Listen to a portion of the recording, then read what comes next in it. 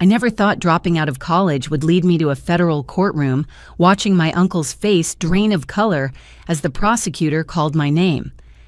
Deputy U.S. Marshal Bellini. The words echoed through the courtroom.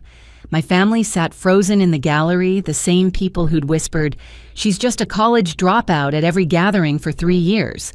But they didn't know about my secret life, the badge hidden beneath my blazer, or why I was really here today. 3 months before that courtroom moment, I found myself at another miserable Thanksgiving dinner at my grandmother's house. The aroma of turkey and stuffing filled the dining room, but the judgment in the air was even thicker. So Roxanne's still working at that little mall store. Uncle Marcus asked, carving the turkey with the same precision he used to dissect witness testimonies. His Armani suit probably cost more than I made in 6 months at my cover job. "Yes, Uncle Marcus, retail keeps me busy," I replied, forcing a smile while passing the cranberry sauce. Such a shame. Aunt Patricia chimed in her diamond earrings, catching the light. "All that potential wasted. Remember when she was going to be a lawyer like you, Marcus?" My cousin Bradley shifted uncomfortably across from me. Marcus's son had always been the quieter one, overshadowed by his father's booming presence. His sister Ashley, however, had no such reservations. "At least I won't have to worry about job competition." Ashley laughed, fresh from Harvard Law. "Though I guess someone needs to fold clothes and work cash registers, right?" My mother Elena tried to deflect. "Roxanne is finding her own path. Not everyone needs to follow the same road." "Finding her path," Marcus scoffed. "She found the exit ramp from success and took it at full speed. 3 years, Elena. 3 years since she threw away her future." My father David remained silent, focusing intently on his mashed potatoes. His construction company had been struggling lately, and Marcus never missed an opportunity to remind us who the successful brother-in-law was. "Remember when we thought she'd be arguing cases by now?" Cousin Jessica added, Northwestern MBA gleaming on her mental resume. "Instead, she's arguing with customers about return policies." The laughter around the table felt like needles under my skin. I excused myself to help my grandmother Rosa with dessert preparation. In the kitchen, she patted my hand with her weathered fingers. "Don't let them bother you, Mija," she said softly, her Italian accent still present after 60 years in Chicago. "Sometimes the crooked path leads to the most interesting destinations." If only she knew how crooked things really were. As I carried the pumpkin pie back to the dining room, I heard Marcus's phone buzz. He glanced at it, his expression shifting for just a moment before returning to his usual swagger. "Business never stops," he announced, standing. "Big case development. Need to make a quick call." He stepped onto the back porch, but through the window I could see his animated gestures. My trained eye caught the tension in his shoulders, the way he kept glancing back at the house. When he thought no one was watching, I read his lips. The shipment, federal heat. My hand instinctively moved toward my purse, where my U.S. Marshal badge sat concealed in a hidden pocket. For 3 years I'd endured their mockery, their disappointment, their condescension. They had no idea that Roxanne Bellini family failure was actually Deputy U.S. Marshal Bellini working deep undercover. Marcus returned, his composure restored, but something dark flickering behind his eyes. "Sorry about that. The Hartman pharmaceutical case needs attention. You know how it is protecting American businesses from regulatory overreach." "Such important work," Aunt Patricia gushed, "fighting for those poor pharmaceutical companies." "Someone has to," Marcus replied, but his smile didn't reach his eyes. "Government agencies always trying to interfere with legitimate business." The irony wasn't lost on me. Here I sat, a federal agent at his table while he ranted about government interference. But something else struck me about his call. The Hartman case was public record, a straightforward regulatory dispute. Nothing about it should involve shipments or federal heat. As pie was served, Marcus regaled us with stories of his legal victories, each tale more grandiose than the last. But I noticed something new, the way his hands trembled slightly when he thought no one was looking, how he kept checking his phone, the forced nature of his laughter. "You know, Roxanne," he said, suddenly fixing me with his courtroom stare. "If you ever want to get back on track, I could use someone to help with filing at the firm. Minimum wage, but it's a start. Better than retail." "That's generous of you," I replied carefully. "Family helps family," he said. But there was something predatory in his smile. Though I'd need someone I could trust. Someone who understands that what happens in a law firm stays in a law firm. Ashley rolled her eyes. "Dad, she can't even finish college. You really want her handling sensitive documents?" "Everyone deserves a second chance," Marcus said, still watching me, "even dropouts." The word hung in the air like a challenge. Around the table, my family nodded approvingly at his magnanimity, the successful lawyer offering charity to his failure of a niece. But I heard the underlying message, "Come work for me, where I can keep an eye on you." "I'll think about it," I said, meeting his gaze steadily. "You do that," he replied. "Offer won't stay open forever." As dinner concluded and we moved to the living room for coffee, I caught Marcus in hushed conversation with my father. Dad looked troubled, shaking his head at something Marcus was proposing.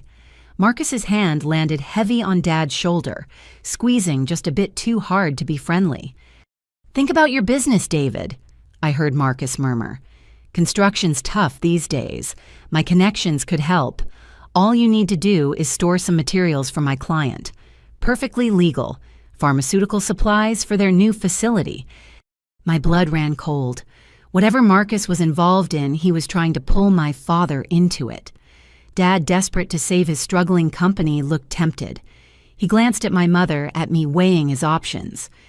"I need time to consider," Dad said finally. "Of course," Marcus replied smoothly. "Family doesn't pressure family, but opportunities like this don't come often." As the evening wound down and we prepared to leave, each family member made sure to get their final jabs in. Jessica hugged me with false warmth, whispering, "Maybe next year you'll have real news to share." Ashley air-kissed my cheeks while mentioning her upcoming engagement party, adding, "Small venue, you understand, mostly professional contacts." But it was Bradley who surprised me. As he helped me with my coat, he pressed something into my hand, a business card for a coffee shop downtown with a time written on the back, Tuesday 7 a.m. "Sometimes it's good to catch up," he said quietly, his eyes holding a message I couldn't quite read. "Away from all this." Marcus appeared behind his son, placing a possessive hand on Bradley's shoulder. "Making plans with our wayward cousin, careful Bradley. Failure can be contagious." Bradley flinched but managed a weak smile. "Just being polite, Dad." "Good," Marcus said, his grip tightening visibly. "Remember what we discussed about associations. Image matters in our profession." As we walked to our cars, my mother linked her arm through mine. "I'm proud of you," she whispered, "no matter what they say." If she only knew what I was really doing, would she still be proud? Or would she see me as the ultimate betrayer bringing down the family from within? I drove home through the Chicago streets, my mind racing. Marcus was dirty. Every instinct I'd developed in 3 years of investigation screamed it. The pharmaceutical case, the shipment, the federal heat trying to involve my father's construction business. All pieces of something larger. At my small apartment, I immediately logged into my secure system and began documenting everything. My handler, Senior Marshal Rodriguez, would want a full report. Marcus Torrino, prestigious defense attorney, and my uncle had just become our primary suspect. But as I typed, I couldn't shake the image of my family gathered around that table, oblivious to the danger in their midst. They thought I was the failure, the disappointment, the cautionary tale they told their children. They had no idea I was the one thing standing between them and the darkness Marcus was bringing to our door. The irony was bitter. I'd dropped out of law school because I'd witnessed corruption, unable to stomach the professors taking bribes and fixing cases. My family saw it as weakness, as giving up when things got tough. They never knew I'd reported it to the authorities that my life had been threatened, that the U.S. Marshals had recruited me specifically because of my integrity and analytical skills. Now, 3 years later, I was about to bring down the very person who'd mocked me most. But at what cost? This wasn't just any criminal organization I was infiltrating. This was my blood, my history, my identity. My phone buzzed. A text from an unknown number, "Stop digging or start digging graves." I stared at it, then deleted it and added the threat to my report. Someone knew I was more than just a retail worker. The question was who. I thought about Bradley's coffee shop card, about my father's temptation, about Marcus's predatory smile. Tuesday morning couldn't come fast enough. Whatever Bradley wanted to tell me away from his father's watchful eyes might be the key to understanding just how deep this conspiracy ran. As I prepared for bed, I placed my badge on the nightstand, running my finger over the eagle and shield. "She's just a college dropout," they'd said over and over until it became my identity in their eyes. Soon enough, they'd learn that sometimes dropouts become something far more dangerous to criminals, an undercover federal agent with a personal stake in justice. The game was shifting, and Marcus had no idea he'd just shown his hand to exactly the wrong person. Family helps family, he'd said. He was about to learn that sometimes helping family means stopping them before they destroy everything. Tuesday morning arrived with freezing November rain. I entered the coffee shop. Bradley had suggested a small place in Lincoln Park, far from any family haunts. He was already there, hunched in a corner booth, baseball cap pulled low. "Thanks for coming," he said as I slid in across from him. His usual designer confidence was gone, replaced by nervous energy. "Bradley, what's this about?" I asked, though I suspected I knew. "I need to know something first," he said, leaning forward. "That night at dinner, the way you watched my father during his phone call. You're not just working retail, are you?" I weighed my options. Bradley was taking a risk meeting me. Maybe it was time for calculated honesty. "What makes you think that I deflected?" "Because I've seen that look before, in federal buildings, in courtrooms." His voice dropped. "In the eyes of agents investigating my father." My pulse quickened, but I kept my expression neutral. That's quite a leap. "Is it?" Bradley pulled out his phone, showing me a photo. Security footage of me entering the federal building downtown, timestamp from 2 weeks ago. "I have a friend who works security there. Recognized you mentioned it casually. Said you went to the marshal's floor."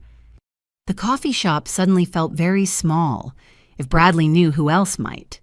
"Why are you showing me this?" I asked carefully. "Because I need help," he said, his voice cracking. "And I think you're the only family member who might actually be able to provide it." Before I could respond, he continued in a rush. "My father isn't who everyone thinks he is. The pharmaceutical cases, the shipping company representations, it's all a front. He's moving drugs, Roxanne, actual drugs, using his law firm to coordinate shipments of illegal substances." I forced myself to look surprised. "Bradley, that's a serious accusation." "You think I don't know that?" His hands shook as he gripped his coffee cup. "You think I want to believe my father is a criminal, but I've seen things, heard things. And now?" He paused, swallowing hard. "Now he wants me to join the firm full time, to become part of it. Why don't you just say no?" Bradley's laugh was bitter. "You don't say no to Marcus Torrino. Not when you're his son. Not when he has leverage." "What kind of leverage?"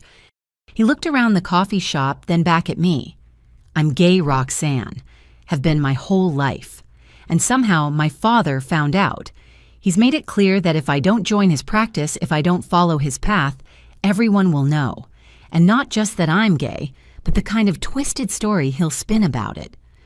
The pain in his voice was raw. In our family, in Marcus's world of traditional Italian-American values mixed with cutthroat ambition, this would be devastating for Bradley. "He can't force you," I started, but Bradley cut me off. He showed me photos of me with my boyfriend, taken by a private investigator. He has recordings, documents, says he'll not only out me, but destroy anyone I've ever cared about. Tears gathered in his eyes. I can't let him hurt Thomas, or my mother. She doesn't know about any of this. I reached across the table, taking his hand. "Bradley, I need you to listen very carefully. You were right. I'm not just working retail. His eyes widened as I pulled out my badge, keeping it low and shielded from other patrons. Deputy U.S. Marshal Roxanne Bellini. I've been undercover for 3 years investigating organized crime with suspected family connections. Oh my God, he breathed. Does my father know? I don't think so, but someone does. I've been getting threats. Bradley's face went white. Roxanne, you don't understand. It's not just my father, it's bigger, so much bigger. Over the next hour, Bradley laid out what he knew.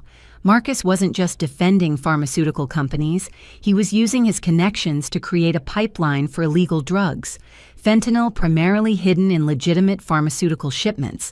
The law firm provided cover, his client relationships provided transportation, and his legal knowledge kept them one step ahead of investigations. How long has this been going on? I asked, my mind racing. At least 10 years, maybe more. It started small, helping clients bend regulations. Then it became about hiding evidence of addictive properties. Then, he shrugged helplessly, then it became about actual drug trafficking. You have proof? Bradley nodded slowly. I've been collecting it for months. Documents, recordings, photos. I was going to go to the FBI, but then he found out about Thomas and everything changed. We can protect you, I said urgently. Both of you. Witness protection if necessary. You don't understand, Bradley said. It's not just him. Aunt Patricia is involved handling the money laundering through her charity foundations. Uncle Roberto uses his shipping company for transport. Even... He paused, looking sick. Even Grandma Rosa. She's not just making Sunday sauce in that restaurant kitchen. My world tilted. Sweet grandmother Rosa, who'd comforted me in the kitchen, who'd held my hand and offered wisdom. That's impossible. Is it? Think about it, Roxanne. How does an immigrant woman with no education build a successful restaurant that survived every economic downturn? Why do family meetings always happen in her back room? Why does she have more influence than anyone else, even over Marcus? The pieces clicked into place with sickening clarity. Every family gathering, every celebration, every Sunday dinner. We'd been meeting in the headquarters of a criminal organization our entire lives. She's the matriarch, I whispered, not just of the family. Of everything, Bradley confirmed. Marcus might be the legal face, but Grandma Rosa is the brain. Has been since Grandpa died 35 years ago. I thought back to her words. Sometimes the crooked path leads to the most interesting destinations. Had she been testing me? Trying to see if I was corruptible? There's more, Bradley continued. Remember Professor Williams from law school? My blood ran cold. Professor Williams, who'd taken bribes to change grades and fix admissions, who'd threatened me when I'd tried to report him, who died in a car accident 2 weeks after I dropped out. That wasn't an accident, Bradley said quietly. I heard my father on the phone afterward. Professor Williams was going to make a deal with prosecutors implicate bigger fish, so they eliminated him. They killed him because of me. The room spun. They killed him because he was weak, Bradley corrected. But yes, your report started the chain reaction.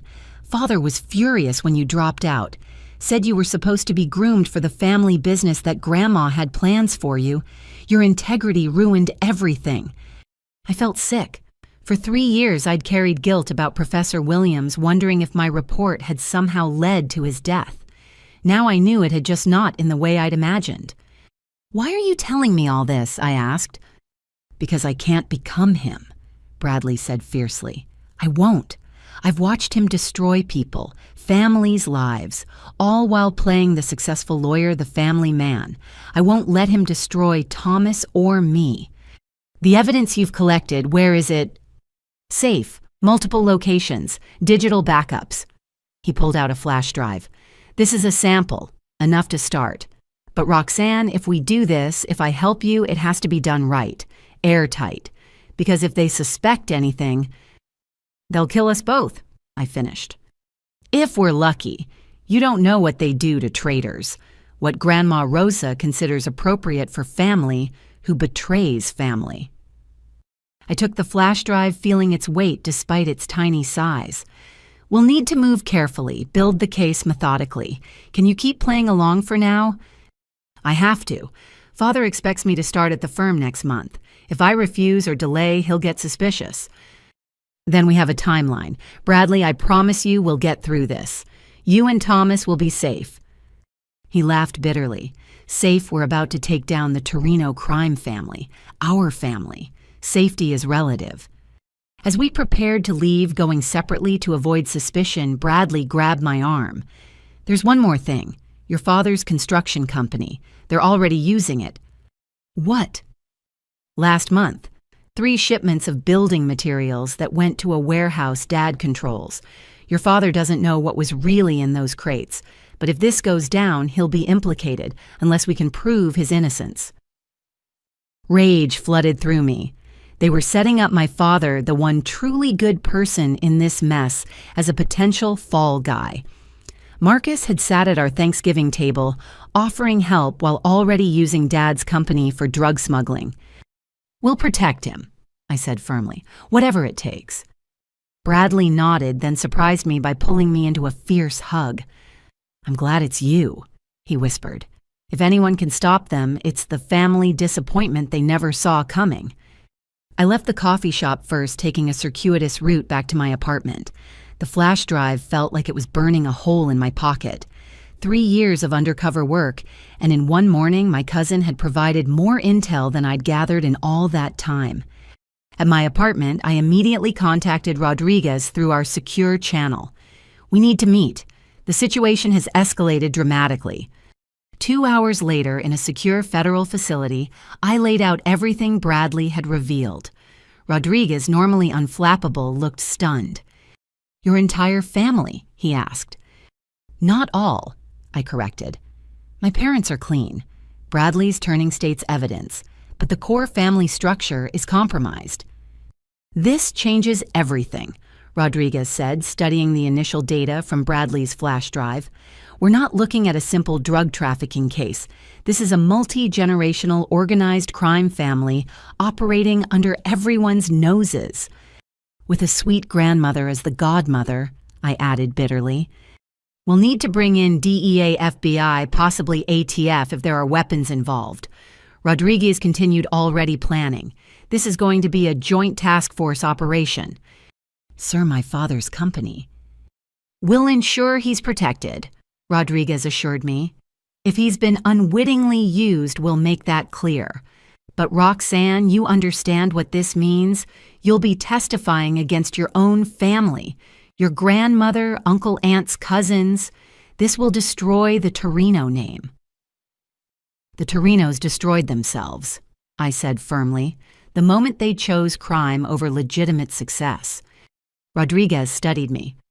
When I recruited you 3 years ago after the law school incident, I saw potential, your analytical mind, your integrity, your determination. But I never imagined we'd be here. Neither did I admitted. I thought maybe Marcus was dirty, maybe a few others. Not this. Are you prepared for what comes next? The danger will be exponential once they realize we're closing in. And if they discover your identity or Bradley's cooperation, we're already dead, I finished. I know, but we don't have a choice. They're poisoning communities with fentanyl, destroying families, all while wearing the mask of respectability. Rodriguez nodded. Then we proceed, carefully, methodically. We'll need to place Bradley under protective surveillance without alerting Marcus. You'll need to maintain your cover more carefully than ever. One slip. There won't be any slips, I promised. But as I left the facility, the weight of what lay ahead pressed down on me. Sunday dinners at Grandma Rosa's would never be the same, because soon there wouldn't be any. The family that had mocked me for being a dropout was about to learn exactly what I'd become instead. My phone buzzed, a text from Mom. Your father is considering Marcus's business proposition. Please talk to him. I have a bad feeling. If she only knew how right her instincts were. I texted back, I'll come by tonight. We need to talk. The conversation with my parents would be delicate. I couldn't reveal my identity yet, but I had to stop Dad from getting deeper involvement with Marcus's operations. The construction company had already been used. We couldn't afford more complications. As I drove to my parents' house, I thought about the journey from disillusioned law student to federal agent. Everyone thought I'd given up when faced with corruption. Instead, I'd found my true calling. The family failure was about to become the family's reckoning. The Torrino crime family had operated for decades, hidden behind law degrees, charity foundations, and Sunday dinners. They'd groomed children for crime while preaching family values. They'd murdered those who threatened their empire while attending church each week. But their biggest mistake was underestimating the dropout. They saw my leaving law school as weakness, never realizing I'd left to become something far more dangerous to their criminal empire, an honest cop with inside access to their deepest secrets. The real investigation was just beginning, and I had the perfect partners in Bradley and the federal government. Together, we'd dismantle the Torrino empire piece by piece until nothing remained but justice. The construction site loomed dark against the Chicago skyline. At 2 a.m, my father's legitimate business was supposed to be empty, but intel from Bradley suggested otherwise. 3 trucks scheduled for tonight, Marshal Thompson whispered beside me. We were positioned on a neighboring rooftop surveillance equipment trained on the warehouse below. Your cousin says they're using your dad's site as a transfer point. I adjusted my night vision goggles, stomach churning. He doesn't know. My father would never... I believe you, Thompson said, but we need documentation to prove it. Below, headlights cut through the darkness. 3 unmarked trucks pulled into the construction site, bypassing the main gate through a section of fence that had been conveniently damaged. There, I pointed. Southwest corner, 2 guards. Thompson noted their positions while I photographed everything. The guards weren't construction workers. Their tactical movements screamed professional security. We watched as crews unloaded crates marked building supplies fragile. But the way they handled them, the security presence, the hour of operation, nothing about this was legitimate construction material. Can you make out the manifest? Thompson asked. I zoomed in with the camera, catching a clipboard in one guard's hand. Hartman Pharmaceutical. It's one of Marcus's clients. The plot thickens, Thompson muttered. Suddenly, my blood froze. A familiar figure emerged from the shadows, Marcus himself dressed in dark clothing instead of his usual designer suit. He supervised the unloading personally, occasionally checking his phone. What's a high-powered lawyer doing at a construction site at 2 a.m.? Thompson asked rhetorically. Marcus appeared agitated, gesticulating at the crew to work faster. Through the parabolic microphone, we caught fragments of conversation. Federal scrutiny. Change routes. The old woman wants answers. The old woman, Grandma Rosa.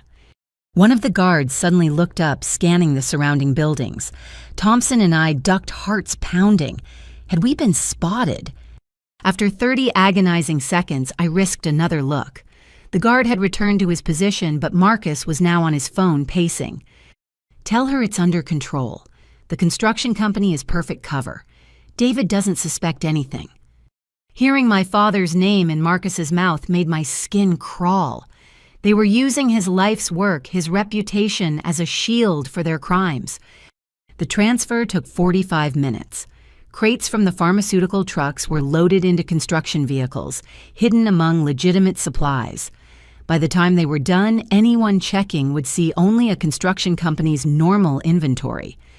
As the convoy prepared to leave, disaster struck. My phone, supposedly on silent, buzzed with an emergency alert, a flash flood warning for the area. The sound was minimal, but in the quiet night it carried. One guard's head snapped up, looking directly at our position. Movement on the Anderson building. Go, go, go, Thompson hissed. We scrambled for the roof access door as shouts erupted below. Footsteps pounded up the emergency stairs as we raced down the main stairwell. We burst into the parking garage just as our pursuers entered the floor above. Thompson's car was parked strategically near the exit. We dove in, tires squealing as we escaped into the night.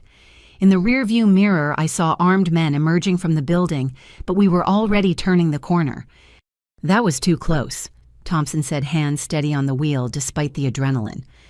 But we got what we needed, I replied, checking the camera's memory card. Evidence of Marcus personally overseeing drug transfers through my father's property. They'll increase security now, maybe change locations. Maybe, but Marcus is arrogant. He thinks he's untouchable. I thought about the family dinners, the mockery. He won't abandon a perfect setup just because of one possible sighting. Back at the federal building, we uploaded everything to the secure servers. The images were damning.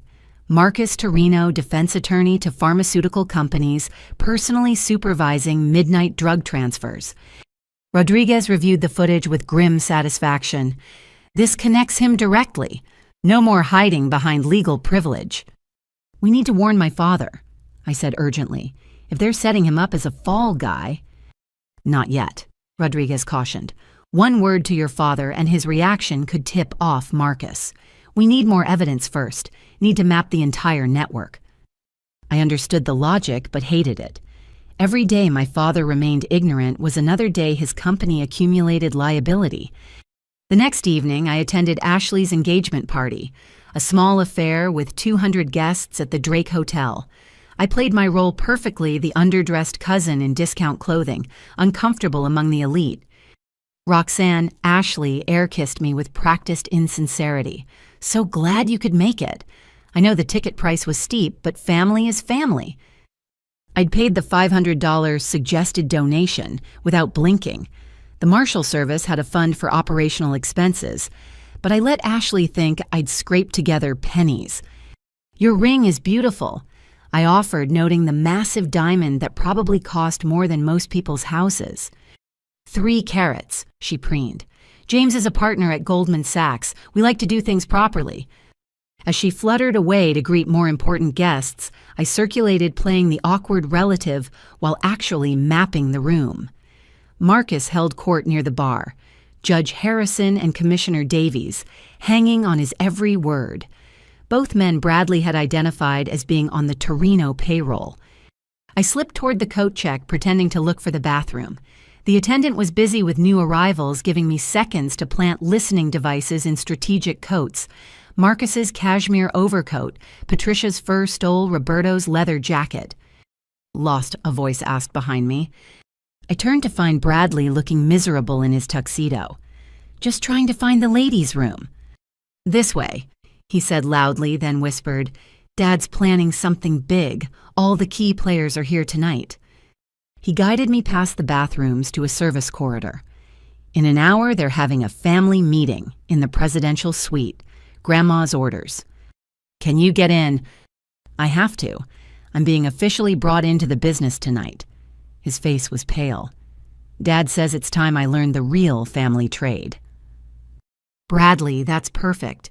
We need someone inside that meeting. Perfect. He laughed bitterly. I'm about to be inducted into a crime family at my sister's engagement party, while my boyfriend thinks I'm at a boring family event. I gripped his shoulders. You're saving lives. Every shipment we stop, every dealer we arrest, that's families who won't lose someone to fentanyl. He nodded, straightening his bow tie. The wire you gave me is in place. Just pray they don't sweep for bugs. Rosa's old school. She doesn't trust technology enough to fear it. We returned to the party separately. I endured another hour of condescension, Jessica regaling me with tales of her latest promotion, while I smiled and nodded.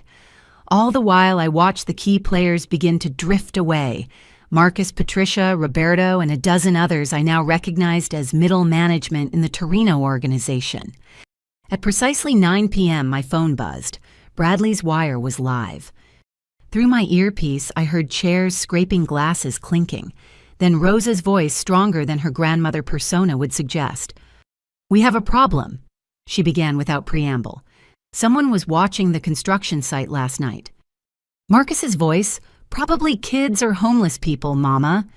Kids don't have military-grade surveillance equipment, Rosa snapped. Roberto's men found lens caps from professional cameras. My blood chilled. We'd been more compromised than we thought. Federal agents? Patricia asked nervously. Most likely, which means someone talked. Someone in this room, in this family, is a rat. The silence was deafening. Through Bradley's wire, I could hear his elevated breathing. Now, Rosa continued, her voice deadly calm. I've run this family for 35 years. I've buried husband-son's enemies. But I've never had to bury a traitor from my own blood. Don't make me start now. Mama. Marcus said, we've all proven our loyalty. Maybe it's someone lower level, the drivers, the warehouse workers. No, this was targeted. They knew exactly when and where to look. A pause. Bradley. Yes, Grandma. His voice was steady, but I knew the fear he must be feeling. You're joining us tonight, taking your place. But first you'll prove your loyalty. There's a shipment tomorrow night. You'll personally oversee it. Any problems, any surprises, and I'll know where they came from. I understand, Bradley said. Good. Now business. The construction site is burned. We move operations to the Cicero warehouse. Patricia launder the last month's profits through the children's charity. The cancer one always tugs heartstrings. Roberto, your ships from Vancouver arrive Thursday. Make sure customs is handled. For the next hour, I listened to my family plan crimes like others plan vacations. Drug shipments, money laundering, bribery, and worse. When they discussed whether a problematic dock worker should have an accident, I had to bite my lip to keep from screaming. Finally, the meeting ended. Through Bradley's wire, I heard Rosa approach him. You're a smart boy, she said softly, like your cousin Roxanne was. Too smart sometimes. Don't make her mistake. What mistake was that, Grandma? Choosing law over family? She could have been my successor. Instead, she's folding shirts at Macy's. Rosa's voice hardened. But at least she's alive.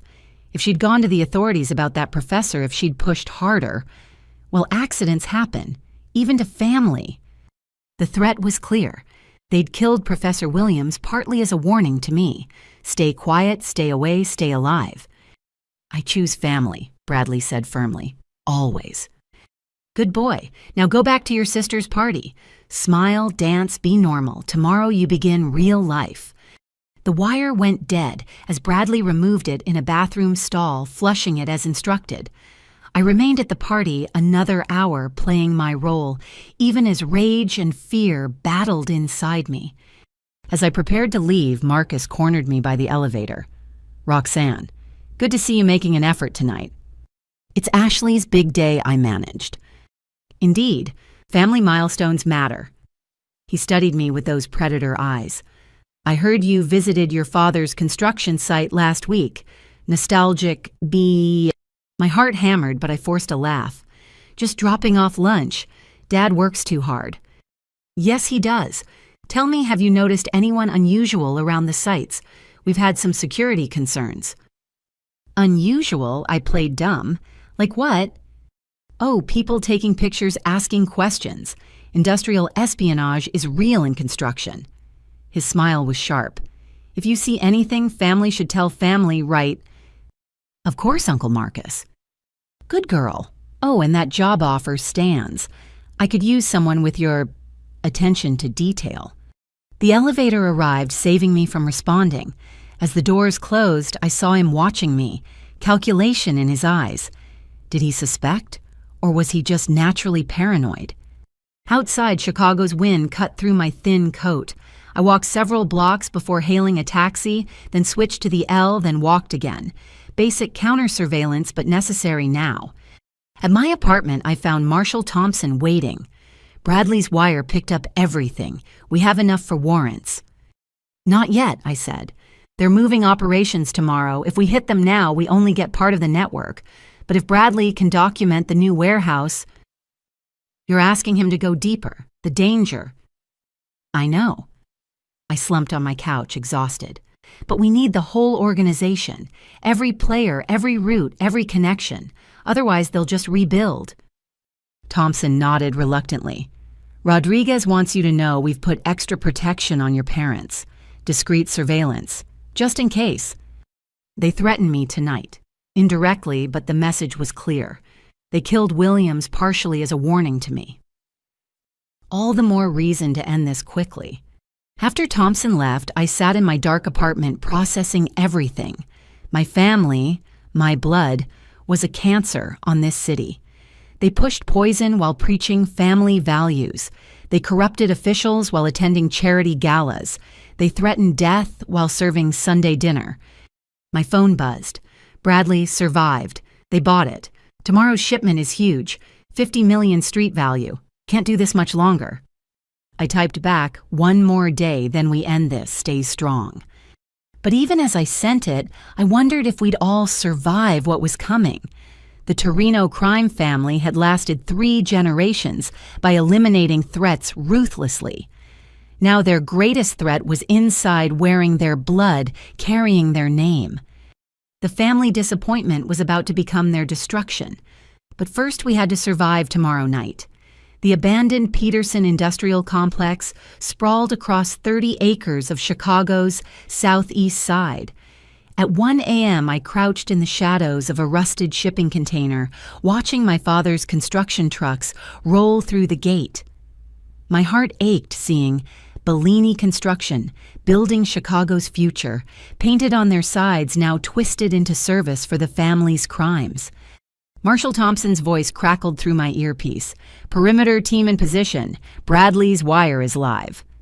Through night vision goggles, I tracked Bradley emerging from a black Escalade, flanked by Marcus's security team. Even from distance, his body language screamed discomfort as hardened criminals treated him like a boss's son. "Listen up," Marcus's enforcer Sal Dinetti barked at the assembled crew.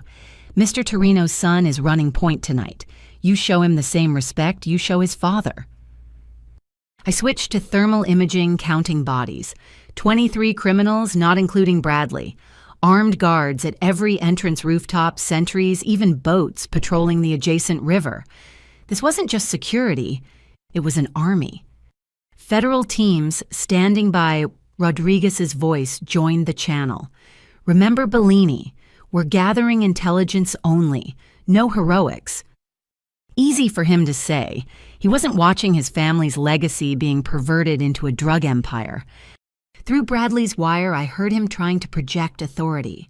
"Let's make this efficient. I want everything transferred within the hour." "Yes, sir, Mr. Torrino," someone responded, and I caught the slight mockery in the tone. They saw him as playing dress-up in Daddy's world. The trucks backed up to a massive warehouse. As doors rolled open, forklifts emerged carrying pallets. In the glare of floodlights, I saw crates identical to those from 2 nights ago. Hartman Pharmaceutical stamped on every surface. "Thompson, you seeing this?" I whispered. "Roger, that's enough fentanyl to kill half of Chicago." But something felt wrong. The operation was too smooth, too organized. After our surveillance discovery, they should have been more paranoid, more careful. Bradley's voice came through again. "Sal, why are there extra trucks? The manifest shows 12, I count 15. "Your grandmother's orders," Sal replied. "Special delivery going out tonight. Above your clearance level, kid." "Above my—" Bradley's indignation was genuine. "My father said I was running this operation." "You're running the transfer. The special cargo is need to know." Through my scope, I watched 3 unmarked trucks pull away from the main group, heading toward a separate warehouse. No guards followed them. Whatever they carried, it was meant to be invisible. "I'm repositioning," I whispered, already moving. "Those trucks are off book." "Negative, Bellini," Rodriguez ordered. "Maintain surveillance on the main operation." But instinct overruled protocol. I'd learned to trust my gut over 3 years undercover. Slipping through shadows, I followed the mystery trucks to a smaller building near the river. The drivers exited, but instead of unloading cargo, they simply walked away. The trucks sat abandoned engines still running. "This is wrong," I muttered, approaching carefully. "Thompson, I need—" The explosion knocked me backward, heat searing past my face. The trucks erupted in synchronized detonations, fireballs climbing into the night sky. The warehouse behind them caught fire instantly. Through the ringing in my ears, I heard shouting from Bradley's wire. What was that? What's happening? Insurance fire, Sal laughed. Your grandma's cleaning house.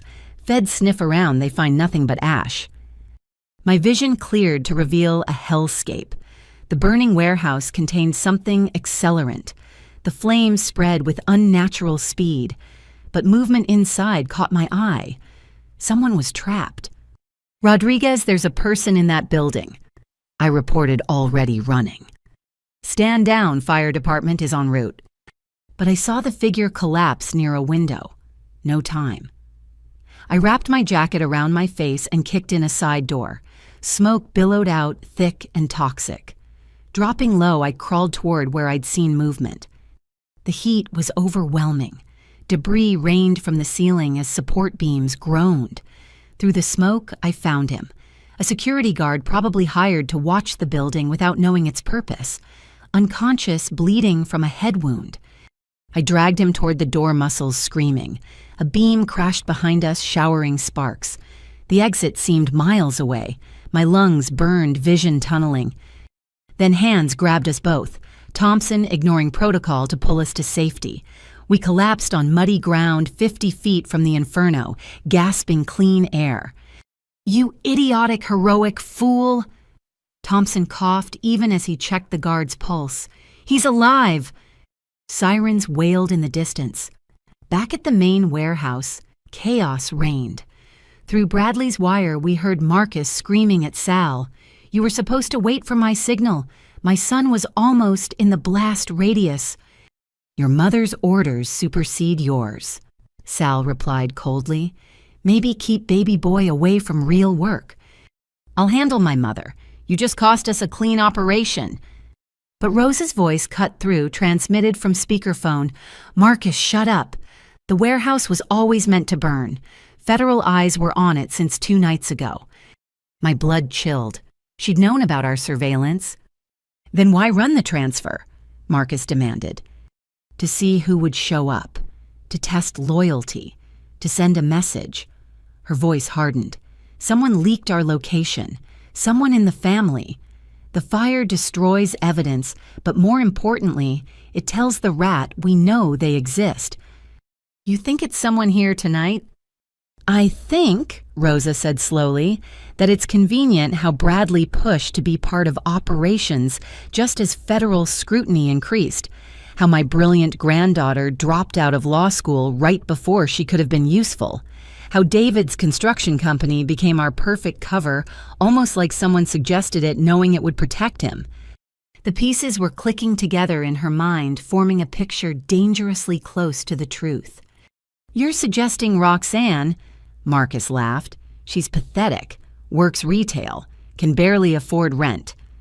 Or that's what she wants us to think, Rosa mused. Tell me, when did you last verify her employment, check her apartment, follow her movements? Silence from Marcus. My cover built on family contempt and assumptions suddenly felt tissue thin. Mama. Patricia's voice joined the call. You're being paranoid. Roxanne's harmless.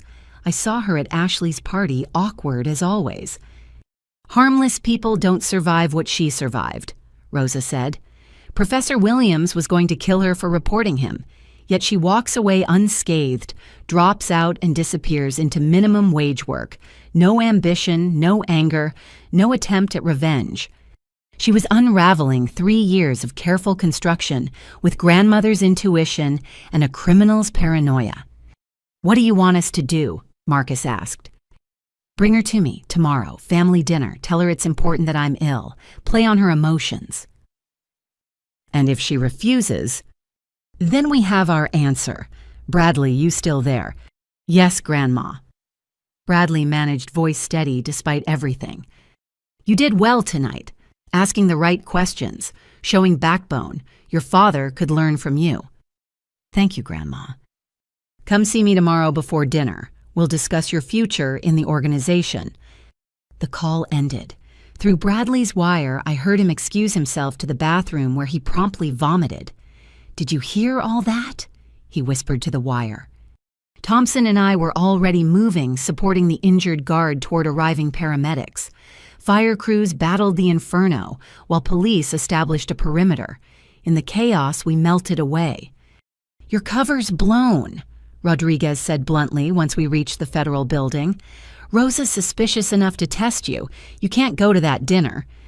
"If I don't, she'll know for certain," I argued. "Running confirms her suspicions. Going might mean death." "She won't kill me at Sunday dinner, not without proof. Rosa's old school, family blood requires evidence before spilling." "That's a hell of a gamble," Thompson said, wincing as medics treated his smoke inhalation. "The whole operation's been a gamble." I turned to Rodriguez. "We're close. Bradley's on the inside. We have enough evidence for arrests, but we need the whole network. One dinner wearing a wire getting Rosa talking. It could seal everything." "Or you could disappear," Rodriguez countered. "These people killed a professor for threatening to talk. You think they'll hesitate with you?" "They killed him because he was weak outside the family. I'm blood. It's different." But even I heard the uncertainty in my voice. Family meant everything to Rosa, until it didn't, until loyalty trumped blood. My phone buzzed. "Marcus, Roxanne Grandma's not feeling well. She specifically asked for you at dinner tomorrow. Family should be together in difficult times." The trap baited with emotional manipulation.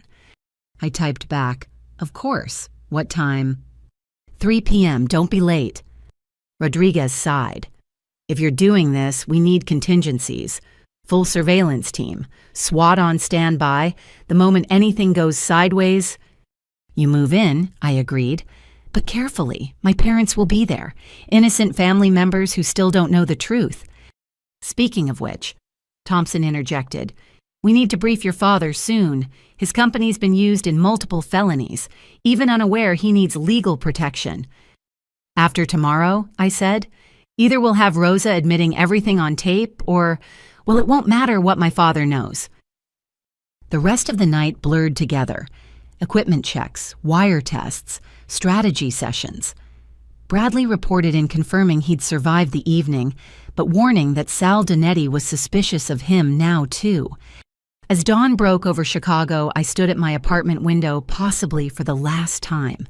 3 years of hiding in plain sight, enduring mockery and disappointment, building a case that could destroy my own family. It all came down to Sunday dinner with a grandmother who might be planning my death. The girl who'd fled law school corruption was walking back into the devil's kitchen. But this time I carried a badge, a wire, and the weight of justice. Rosa Torrino had built an empire on family loyalty and brutal efficiency. Tomorrow I'd test which one mattered more. The dropout granddaughter would either emerge with evidence to topple kingdoms or vanish like everyone else who'd threatened the family business. My phone rang. Mom. "Sweetheart, are you coming to dinner tomorrow?" Grandma specifically asked. "I'll be there, Mom." "Good. It's been too long since the whole family gathered. And honey, maybe wear something nice. Your grandmother mentioned wanting family photos." Family photos, or crime scene evidence. Tomorrow would tell. "I'll wear my best, Mom, promise." As I hung up, I touched my marshal's badge, then the small cross I'd worn since childhood. Tomorrow, I'd need all the protection I could get, legal and divine. The family disappointment was heading home, and hell was coming with her. Ashley's wedding planning brunch at the Peninsula Hotel was the last place I wanted to be, but refusing would have raised suspicions before tonight's dinner. I arrived in my nicest dress, still clearly department store, not designer, clutching a gift bag with a modestly priced place setting. Roxanne. Ashley's voice dripped false sweetness as she air-kissed me. "So thoughtful of you to come despite, well, everything." The ballroom overflowed with white flowers and Chicago's social elite. Ashley's bridesmaids clustered like expensive birds of paradise, while I found a seat at the family table's far end. "Don't you look comfortable?" Cousin Jessica observed her Hermes bag placed strategically to showcase the logo. "I suppose not everyone needs designer clothes to feel confident." I smiled blandly, activating the recording device hidden in my purse. If I was gathering evidence at my potential Last Supper, might as well start early. Patricia held court at the main table diamond tennis bracelet catching light as she gestured. The Torrino Foundation just pledged $5 million to Children's Memorial. It's so important to give back. Give back what you stole through drug dealing, I thought, watching her preen. The children's charity Rosa had mentioned. Perfect money laundering wrapped in philanthropy. Roxanne, dear, Patricia called out, you should attend our next fundraiser. We could use volunteers to check coats. Laughter rippled through the room. The family failure relegated to servant status, even at charity events.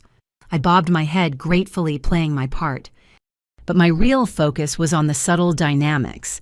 2 tables over men I recognized from surveillance photos sat with their trophy wives. Sal Dinetti looking uncomfortable in his suit, Roberto's shipping executives, Judge Harrison's wife, the criminal network disguised as wedding guests. My phone vibrated. Bradley. Grandma moved our meeting to noon. She wants to prepare me before dinner. I'm scared. I typed back, recording, always. If something happens, check my cloud storage. Password is Thomas's birthday backwards. Nothing will happen, stay strong. But my hands shook slightly as I set down the phone. Rosa was orchestrating something beyond a simple family dinner. Planning your next retail shift. Ashley appeared beside me, wedding binder in hand. I do hope you can get time off for the wedding, though I understand if work won't permit it. I'll be there, I assured her. Wonderful. Oh, I've been meaning to ask. Still living in that studio apartment, James and I just bought a 3-bedroom in Lincoln Park, pre-wedding gift to ourselves. Every barb was carefully calculated to remind me of my failure. Ashley had learned from Marcus. Words could wound as effectively as weapons. The brunch dragged on. Wedding dress discussions, honeymoon plans to Santorini registry items that cost more than my monthly salary. Through it all, I smiled and nodded the grateful poor relation aloud at the rich family's table. But I noticed things they didn't. How Sal Dinetti's men were positioned at exits. How Roberto kept checking his phone, worry creasing his forehead. How Patricia's charity co-chair was the wife of a known cartel lawyer. As guests began leaving, Patricia cornered me. Roxanne, a word. We stepped onto a balcony overlooking Michigan Avenue. Patricia's perfectly manicured nails drummed against the railing. I've been thinking about your situation, she began, voice honeyed with false concern. 28 years old, no career, no prospects. It must be difficult. I manage, I said carefully. But you shouldn't have to just manage. You're a Torrino, even if diluted through your mother's side. She studied me with calculating eyes. I could help. The foundation needs someone to handle special projects. My pulse quickened. Was this a test from Rosa and recruitment attempt? What kind of projects? Oh, discreet ones. Moving funds between accounts, ensuring donations reach proper recipients, someone trustworthy who understands that family business stays in the family. She was offering me a money laundering position wrapped in charitable language. That's generous, Aunt Patricia, but I don't have accounting experience. Experience can be taught. Loyalty can't. Her voice hardened slightly. Your grandmother believes every family member should contribute, even the disappointing ones. There it was, Rosa's hand behind this offer, testing whether I'd take dirty money, whether I could be corrupted. I'll think about it, I said, buying time. Don't think too long. Opportunities pass quickly, and Roxanne... She gripped my arm nails, digging in slightly. Your grandmother is old-school Italian. She believes in family above all, but she also believes in consequences for those who forget their place. Understand? I understand. Patricia released me, smile returning. Wonderful, see you at dinner. Wear something appropriate. As she click-clacked away on designer heels, I rubbed my arm where her nails had left marks. The threats were escalating from subtle to explicit. Back home, I had 2 hours before dinner. I showered, washing away the morning's false sweetness, then carefully prepared. The wire Bradley had given me was state-of-the-art, virtually undetectable. I taped it in place, tested the frequency, then chose my clothes carefully. A modest dress that showed respect for Sunday dinner, loose enough to hide any recording equipment bulges. My phone rang. Mom. Honey, are you on your way? Your father and I are already here. Leaving soon, Mom. Good. Roxanne. She paused. Is everything all right? You've seemed distant lately. If only she knew. Everything's fine, just work stress. That retail job is wearing on you. Maybe you should consider Uncle Marcus's offer to work at his firm. Maybe I lied. Your grandmother seems anxious today. She keeps asking if everyone's coming, especially you.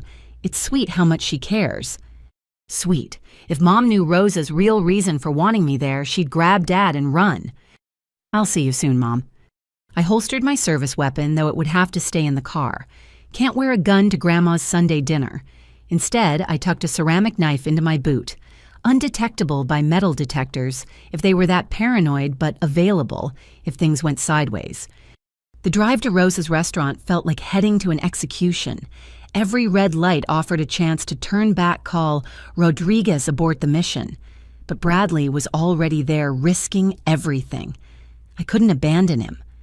Rosa's restaurant occupied a corner building in the old neighborhood, unchanged for 40 years. Nona's kitchen, in faded gold letters windows clouded with steam from eternal pots of sauce. It looked like any other family Italian place, not the headquarters of a multi-million-dollar crime syndicate.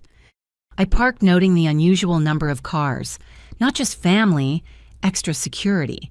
Through the window, I glimpsed Mom and Dad at a corner table, Dad gesturing animatedly about something, while Mom nodded patiently. Phoenix is in the nest, I whispered to my wire using our code. Multiple unknowns present. Copy Thompson's voice in my earpiece. We have eyes on all exits. SWAT stage 2 blocks away. You say pepperoni pizza, and we come in hot. Pepperoni pizza, the safe word that would bring federal agents crashing through windows. Such an absurd phrase for such a deadly situation. I entered through the front doorbell, chiming my arrival. The familiar scent of garlic, basil, and tomato sauce washed over me, bringing childhood memories of safer times. Roxanne, Dad stood pulling me into a hug. You look thin, not eating enough. I'm fine, Dad. I hugged him back, memorizing the feeling in case it was the last time. Mom kissed my cheek. Everyone's in the back room. Your grandmother's holding court as usual. The back room. The private dining area where Rosa had run her empire for decades, where families celebrated and criminals plotted, where I might die today. We walked through the kitchen, past bubbling pots tended by cousins who wouldn't meet my eyes. Everyone felt the tension, even if they didn't understand it. The private room door stood open, revealing a scene from a Godfather movie. Rosa sat at the head of the long table, regal in black dress and pearls. Marcus flanked her right, Patricia her left. The entire criminal hierarchy arranged by rank with legitimate family members sprinkled between like camouflage. Roxanne. Rosa's voice carried surprising strength. Come sit by me. The seat of honor, or the defendant's chair. I kissed her weathered cheek, smelling her familiar perfume, mixed with something medicinal. You look tired, Nonna, I said, using the childhood name. 78 years is tired, she replied, but her dark eyes remained sharp, still strong enough to see my family together. Bradley sat across from me, suit impeccable but stress visible in his rigid posture. He gave me the slightest nod. His wire was active. Before we eat, Rosa announced family business. The room fell silent. Servers, all family members, quickly exited. Sal Donetti positioned himself by the door. My parents looked confused at the formal atmosphere. We've been blessed. Rosa began, hands folded like a prayer. From nothing, we built something. From a small restaurant, we created an empire. Each of you plays a part. She gestured around the table. Marcus, my brilliant lawyer son. Patricia, who makes our money clean. Roberto, who brings goods across waters. All family, all loyal. Always Mama, Marcus affirmed. But empires face threats. External ones we handle. Internal ones. She paused dramatically. Internal threats break my heart. The temperature seemed to drop. Mom reached for Dad's hand under the table. "Someone in this room," Rosa continued, "has been talking to federal agents. Someone I trusted, I raised, I loved is trying to destroy us." Gasps around the table. Jessica dropped her wine glass, red, spreading across white tablecloth like blood. "That's impossible," Patricia protested. "We're family." "Family," Rosa repeated bitterly. Such a beautiful word, such a painful betrayal when family forgets its meaning. Marcus leaned forward. "Mama, how can you be sure?" "Because I'm old, not stupid. The warehouse raid 2 nights ago, they knew exactly when and where.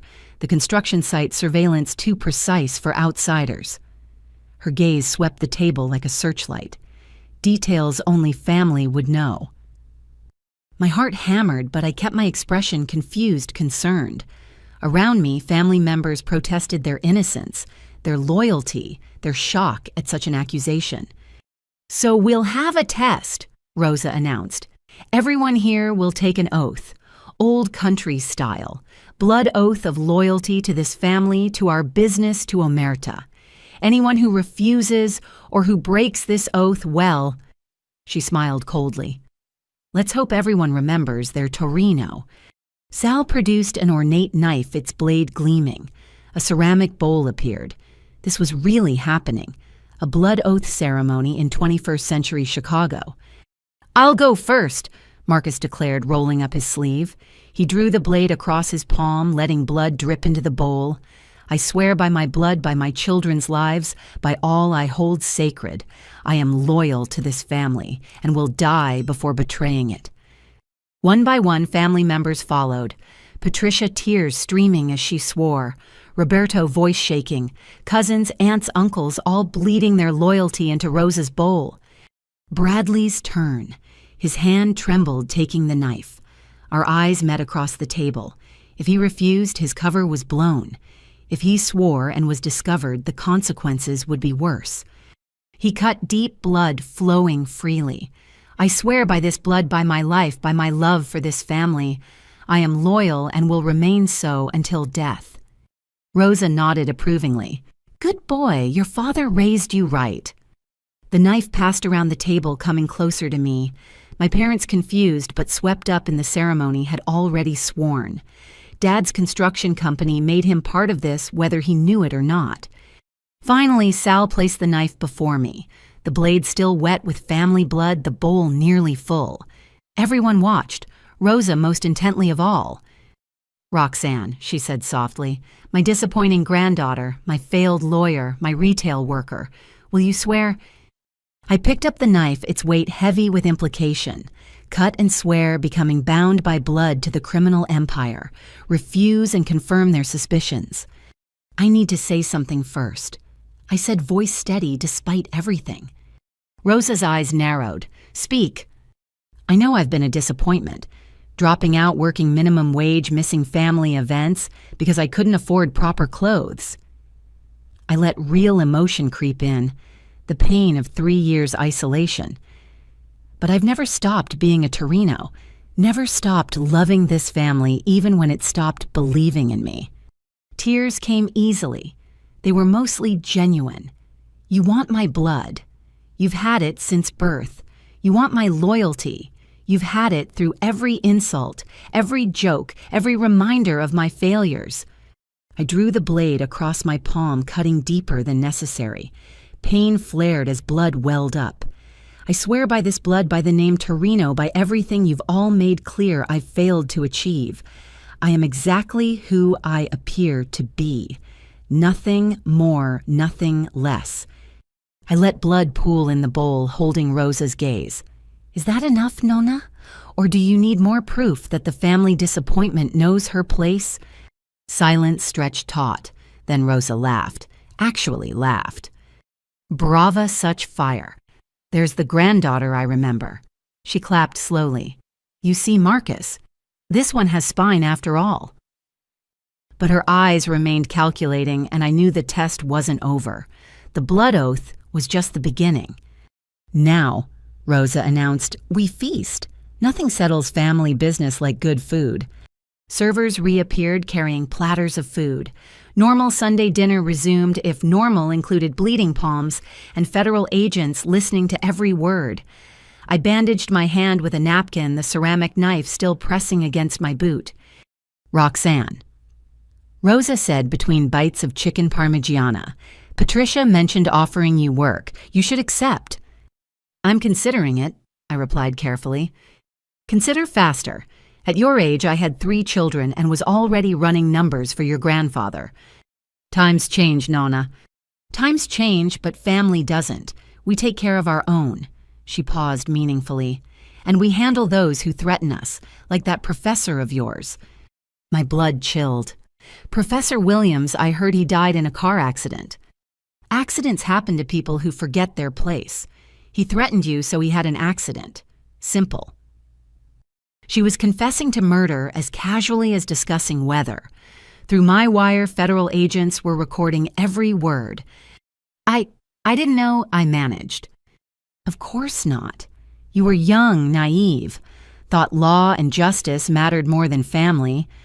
Rosa patted my uninjured hand. But you learned better, didn't you? Learned to keep quiet, stay small, survive. Yes, Nonna. Good. Because the family has big plans. Change is coming. We're expanding operations, bringing in new partners.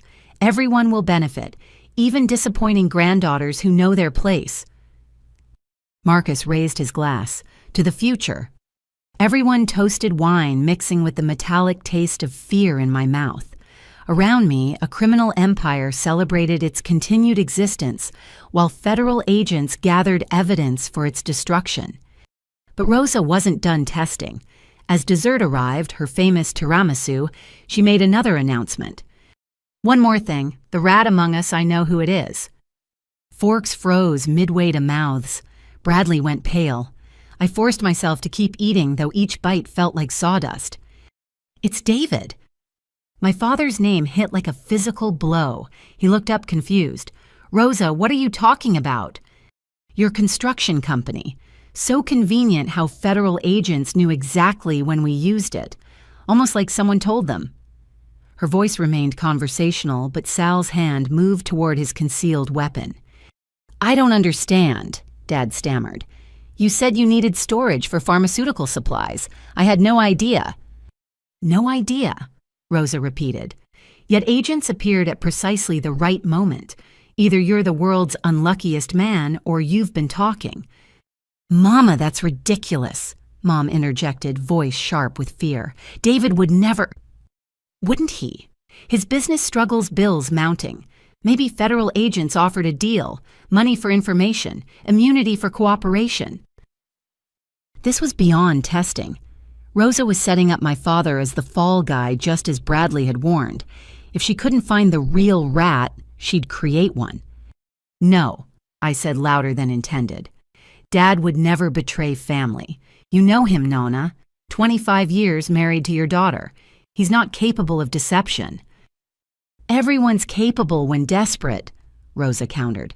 But you defend him so fiercely. Why? Trap within trap. Defend too hard seems suspicious. Don't defend, let my father take the blame. Because I've watched him struggle, I said, letting anger creep in. Watched him work 18-hour days trying to save his company.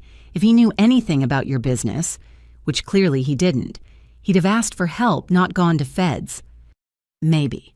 Or maybe father and daughter worked together. The failure and the desperate man selling out family for federal dollars. Stop. Bradley's voice cut through. This is insane. Grandma, you're seeing ghosts. Uncle David can barely use email, let alone coordinate with federal agents. And Roxanne. Look at her. She can barely afford groceries. You defend them too eagerly, grandson, Rosa observed. I defend logic, Bradley shot back. If we tear ourselves apart with paranoia, the feds win without lifting a finger. Marcus put a hand on Bradley's shoulder. Watch your tone with your grandmother. No, let him speak, Rosa said. The boy makes a point. Perhaps I'm seeing shadows where there's only light. But her eyes said otherwise. She knew something, suspected something. The blood oath hadn't satisfied her. However, she continued, trust requires verification. David, you'll submit your company's books for review, all of them. Marcus will examine everything. Of course, Dad agreed quickly, still confused but eager to prove innocence. And Roxanne, you'll start working for Patricia tomorrow, where I can keep an eye on you. No request, just a command. Accept and be drawn deeper into criminal activity. Refuse and confirm suspicions. Yes, Nonna, I said. Excellent. Now who wants more tiramisu? The rest of dinner passed in surreal normalcy. Family gossip, wedding planning, sports arguments, all while blood dried on our palms and federal agents documented every word. Twice I caught Rosa studying me, her ancient eyes holding secrets and suspicions. As dinner ended and family began departing, she called me back. Stay, we talk. My parents hesitated. Go, I told them. I'll catch up. Soon only Rosa, Marcus, Sal, and I remained. Bradley had been dismissed with the others, his wire going dark. I was alone in the wolf's den. Sit, Rosa commanded, pouring espresso from an antique pot. You know you remind me of myself at your age. I'm nothing like you, Nonna. No smart girl trapped by circumstances underestimated by men forced to be less than she is. She smiled. I was pregnant with Marcus, your grandfather beating me nightly, everyone saying I was just another Italian wife. Nobody saw what I could become. You became a criminal, I said quietly. I became a survivor, then a leader, then a legend.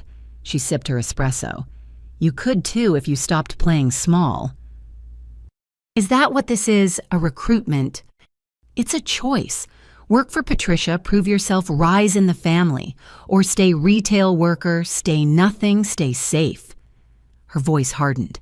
But staying nothing while knowing our business? That's dangerous, for everyone. There it was, the real threat. Join us or die wrapped in grandmother's concern. I understand, I said. Do you? Because I look at you, Roxanne, and I see intelligence pretending to be stupid, strength pretending to be weak, purpose pretending to be aimless. She leaned forward. I see someone wearing a mask, and I wonder, what's underneath? My heart hammered, but I met her gaze. Disappointment. That's all that's underneath. Ask anyone in the family. Maybe. Or maybe the disappointed are just the best at surprising us. She stood suddenly looking all of her 78 years. Report to Patricia tomorrow, 9 a.m. sharp. We'll see what you're really made of. Yes, Nonna. She kissed both my cheeks, her lips cold. Oh, and Roxanne, if you are what I suspect, if you've betrayed blood for a badge, well, even God won't find your body. Understand? I understand. I left through the kitchen past cousins cleaning dishes who wouldn't meet my eyes. Everyone sensed the sword hanging over my head. In my car, I waited until I'd driven 3 blocks before speaking. Phoenix is clear. Did you get everything? Every word, Rodriguez confirmed. Jesus Bellini, she practically confessed to William's murder and threatened you in the same breath. We need to extract my parents tonight. They're in danger whether they know it or not. Teams are already moving. We'll stage a gas leak at their house, evacuate them to safety. They'll be protected. And Bradley. His last transmission showed him arriving home safely. We'll debrief in the morning. I drove through Chicago's dark streets, hand throbbing where I'd cut it for the blood oath. Tomorrow I'd walk into Patricia's money laundering operation wearing a wire. Tomorrow the endgame would begin. But tonight I was just Roxanne Bellini, the family disappointment who'd survived Sunday dinner with the devil, the granddaughter who'd looked Rosa in the eye and lied with blood on her hands. The war between family and justice was entering its final phase, and only one side would survive. My mother stood at my apartment door at 6 a.m., still in her pajamas beneath a winter coat. Her face showed a mix of confusion, fear, and something else. Determination. Mom, what are you doing here? Is Dad okay? Your father's fine. He's at a hotel. There was a gas leak, they said. Had to evacuate. She pushed past me into the apartment. But that's not why I'm here. I closed the door, mind racing. Rodriguez had evacuated them as promised, but Mom showing up here wasn't part of the plan. Coffee. I offered buying time. Roxanne Marie Bellini, she said, using my full name like when I was in trouble as a child. I need you to tell me the truth, right now. About what? She pulled out her phone, showing me a photo, security footage from outside Rosa's restaurant, me getting into my car, speaking animatedly to no one visible, speaking to my wire. I have a friend who works at the boutique across the street, Mom said. She sent this last night, worried you were having a breakdown talking to yourself after family dinner. My blood chilled. If Mom's friend had noticed, who else might have? Mom, I can explain. Are you a federal agent? The question hung between us like a loaded gun. I opened my mouth to deny to lie, but saw something in her eyes that stopped me. How long have you known? I asked instead. She sank onto my couch, suddenly looking older. I didn't. Not for certain. But things added up. You dropping out right after the threats. The way you watch everyone at family gatherings. How you're always broke but never actually desperate. Mom! And last night, that blood oath insanity. You handled it too well. My retail worker daughter, calm as a surgeon, while everyone else panicked. Tears rolled down her cheeks. 3 years, Roxanne. 3 years of lies. I sat beside her, taking her hands. Not lies, protection. Everything I did was to protect you and Dad. From what family has become. I made a decision that could end everything. Mom, I need you to listen and not react. This apartment is probably clean, but I can't be certain. Her eyes widened, but she nodded. I am a Deputy U.S. Marshal, I whispered. I've been undercover investigating organized crime connected to our family. What Rosa runs isn't just a restaurant, it's a criminal empire. Drugs, money laundering, murder. No. Mom shook her head. That's impossible. Rosa makes sauce and tells stories. Marcus is a lawyer. Patricia runs charities. All covers. Dad's construction company has been used to transport drugs. Those pharmaceutical supplies, fentanyl. The professor who died after I dropped out Rosa had him killed. Mom's face cycled through denial, shock, acceptance, and finally, anger. You're telling me I've been bringing my children to a crime boss for Sunday dinner, that my mother is a murderer. I'm sorry. I wanted to tell you so many times. Sorry? She stood pacing. My daughter has been risking her life for 3 years while I served dessert to killers. Mom, please. And David, my husband's company, he doesn't know. He's completely innocent, but they're setting him up to take the fall if needed. She whirled on me. We have to tell him, warn the family. We can't. Any warning gets people killed. The only way to protect everyone is to let this play out.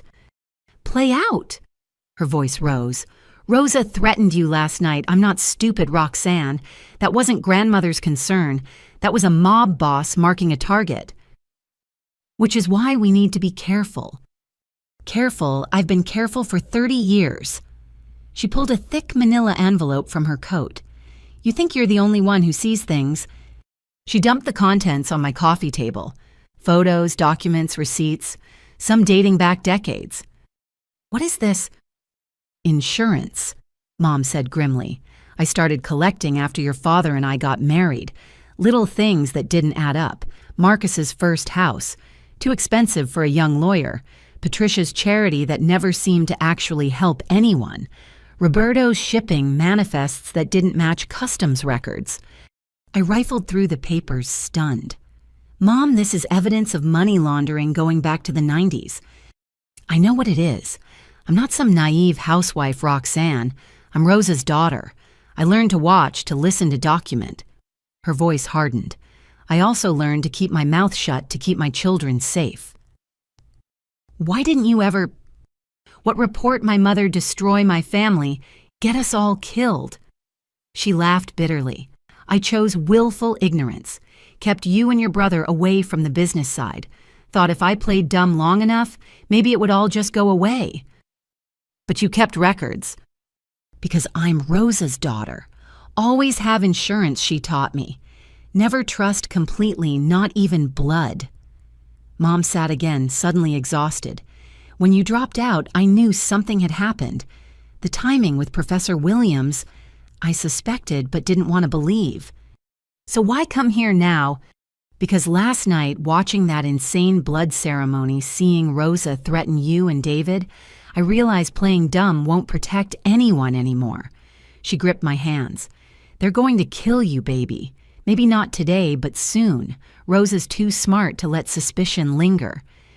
I know, but we're close to ending this. My partner inside, Bradley. Mom said, surprising me again. Has to be. Poor boy looked ready to vomit during the blood oath. How do you... Because I know my family. Bradley's gay in a family that would disown him. He's Marcus's son, but hates everything Marcus represents. Who else would turn... My mother kept surprising me. The woman I'd thought needed protection had been playing her own long game. There's more, Mom continued. Things not in those documents because they're too dangerous to write down. Rosa's connections go higher than you know. Judges, politicians, police commissioners, people who vacation at their houses, whose kids got into Ivy League schools thanks to Rosa's donations. We know about some of them. Do you know about the federal prosecutor who took money to throw cases, the DEA agent who tips them off about raids, the congressman who ensures certain bills never make it out of committee? Each name she listed was another bomb in my investigation. We'd suspected corruption, but not this deep. I need names, Mom, details. After you get us safe. All of us. Me, your father, your brother in Seattle, who you think doesn't know but does. She smiled sadly. We're not idiots, Roxanne. We're survivors who chose different ways to survive. My phone buzzed. Patricia, where are you? It's 8:45. I have to go, I said. I'm supposed to start working for Patricia today. The money laundering, Mom said. It wasn't a question. She'll test you with small tasks first. Moving money between accounts, probably the children's charity. She likes to see if people flinch at stealing from kids. Any advice? Don't be too good at it. Patricia's paranoid about being replaced. Be competent, but not threateningly so. Mom stood gathering her documents. These are copies. Originals are in a safety deposit box your father doesn't know about. If something happens to me, nothing will happen. If something happens, she continued firmly, Box 447 at First National on Madison. Keys hidden in your old music box at home, the one that plays Claire de Lune. She pulled me into a fierce hug. I'm proud of you. Terrified, furious at the lies, but proud. You're doing what I never had the courage to do. Mom, go. Patricia hates tardiness. But Roxanne, whatever happens, whatever you have to do, survive. The family can burn, but you survive. Promise me. I promise. She left first, taking a circuitous route. I waited 10 minutes, then called Rodriguez. My cover might be blown. My mother figured it out. How? I explained quickly, including the treasure trove of evidence she'd collected. Jesus Christ, Rodriguez breathed. Your mother's been running her own intelligence operation for 3 decades. Apparently, crime fighting runs in the family. This changes things. If she knows others might suspect, we need to accelerate the timeline. No, pulling out now wastes Bradley's position and Mom's evidence. Give me 1 day with Patricia. Let me get inside the money operation. Bellini. 1 day. If it goes bad, you have the blood oath recording Bradley's evidence and now my mother's documentation. Enough to bury them all. Rodriguez sighed. 24 hours, but we're doubling surveillance. First sign of trouble. Pepperoni pizza, I confirmed. I know. I dressed carefully for Patricia's world. Business casual that suggested ambition without threatening her designer supremacy. The wire, when in place, tested twice. The ceramic knife in my boot felt heavier today. Patricia's office occupied the top floor of a Michigan Avenue high-rise, all glass and chrome and stolen money.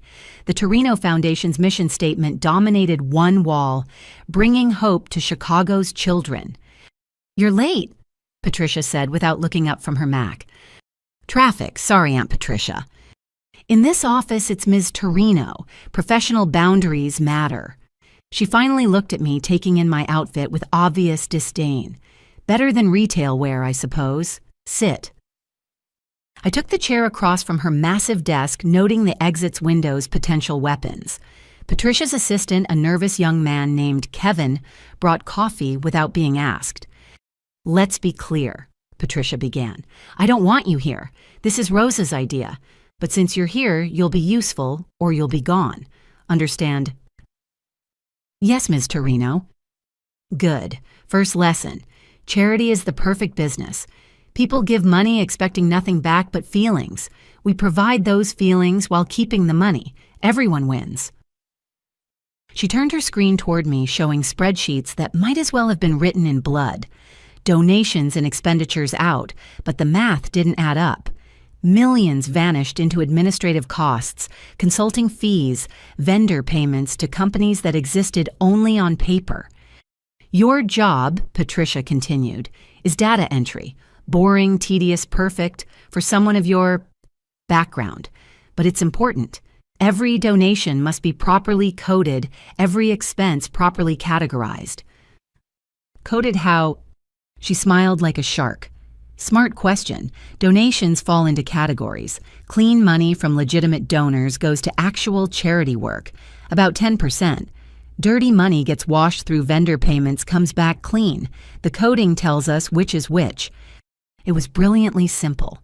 Hide criminal proceeds among thousands of legitimate donations, use charity infrastructure to launder it, take advantage of less stringent oversight on nonprofits. For example, Patricia pulled up a donation. This $5,000 from Mrs. Henderson is legitimate, code blue, but this $50,000 anonymous donation, code red, that needs special handling. "Where does red money come from?" Patricia's eyes narrowed. "Do you really want to know, or are you smart enough to just do the work?" Test within test. Show too much curiosity, seem like a threat. Show too little, seem suspicious. "I'd rather stay ignorant," I said. "Safer that way." "Good girl. Maybe you're not as stupid as you look." She set me up at a smaller desk computer, loaded with the Foundation's financial software. For the next 4 hours, I entered donations, categorized expenses, and watched millions of dollars dance between accounts like a shell game. Every transaction was evidence. Blue money from charity galas and guilt-ridden socialites. Red money from sources that trace back to pharmaceutical companies, shipping corporations, construction firms. All fronts for drug money. "You're efficient," Patricia observed over my shoulder. "Accurate, too. Where did retail teach you spreadsheet skills?" "Community college," I lied, before I dropped out of that too. Kevin bring the Sanders files." Kevin scurried over with a banker's box. Patricia dumped it on my desk. Receipts, invoices, donation forms, all needing entry. "This is priority. Major donors being audited needs clean records by tomorrow. Think you can handle it?" I rifled through the papers, recognizing what this really was. Sanders was a federal judge. These were bribes disguised as charity donations. Patricia was testing if I'd process corruption without flinching. "Just data entry, right?" I said. "Exactly, just numbers on a screen." As Patricia returned to her office, I got to work. But something nagged at me. This felt too easy, too quick. Patricia showing me the entire money laundering operation on day 1. My phone buzzed. Unknown number, but the message made my blood freeze. "Check your email, Sebral B." I opened my personal email on my phone, finding a video file from Bradley's anonymous account. The timestamp showed 4 a.m. this morning. I plugged in earbuds, hunching over like I was listening to music while working. The video showed Rosa's restaurant kitchen. Bradley's voice shaky. "If you're seeing this, something's happened. After you left dinner, Grandma called me back. She knows Roxanne, not suspects, knows. She has photos of you entering the federal building, has confirmation you're Marshal Bellini. This is all a trap. Patricia's job, the access, everything. They're giving you enough rope to hang yourself while they figure out how deep the betrayal goes. Get out. Get out now before..." The video cut off. I looked up to find Patricia watching me from her doorway, cell phone in hand. Problem with the data? She asked sweetly. No, I managed. Just checking a personal email. Personal business on company time, tisk. Though I suppose you're used to different standards in retail. She glided back into her office, but I caught her reflection in the window. She was texting rapidly, urgently. I forced myself to keep working, mind racing. If Rosa knew why, hadn't they grabbed me at dinner? Why let me come here, access their financial systems?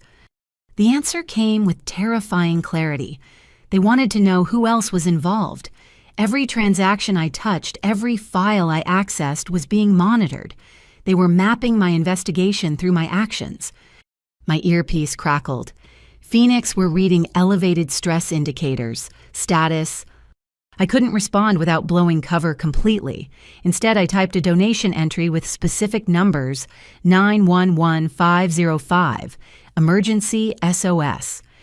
Copy that. Extraction teams moving to position. Give us the word. But I couldn't. Not yet. If I ran now, Bradley's cover was blown. Mom's evidence would be worthless without corroboration. Everything we'd built would crumble.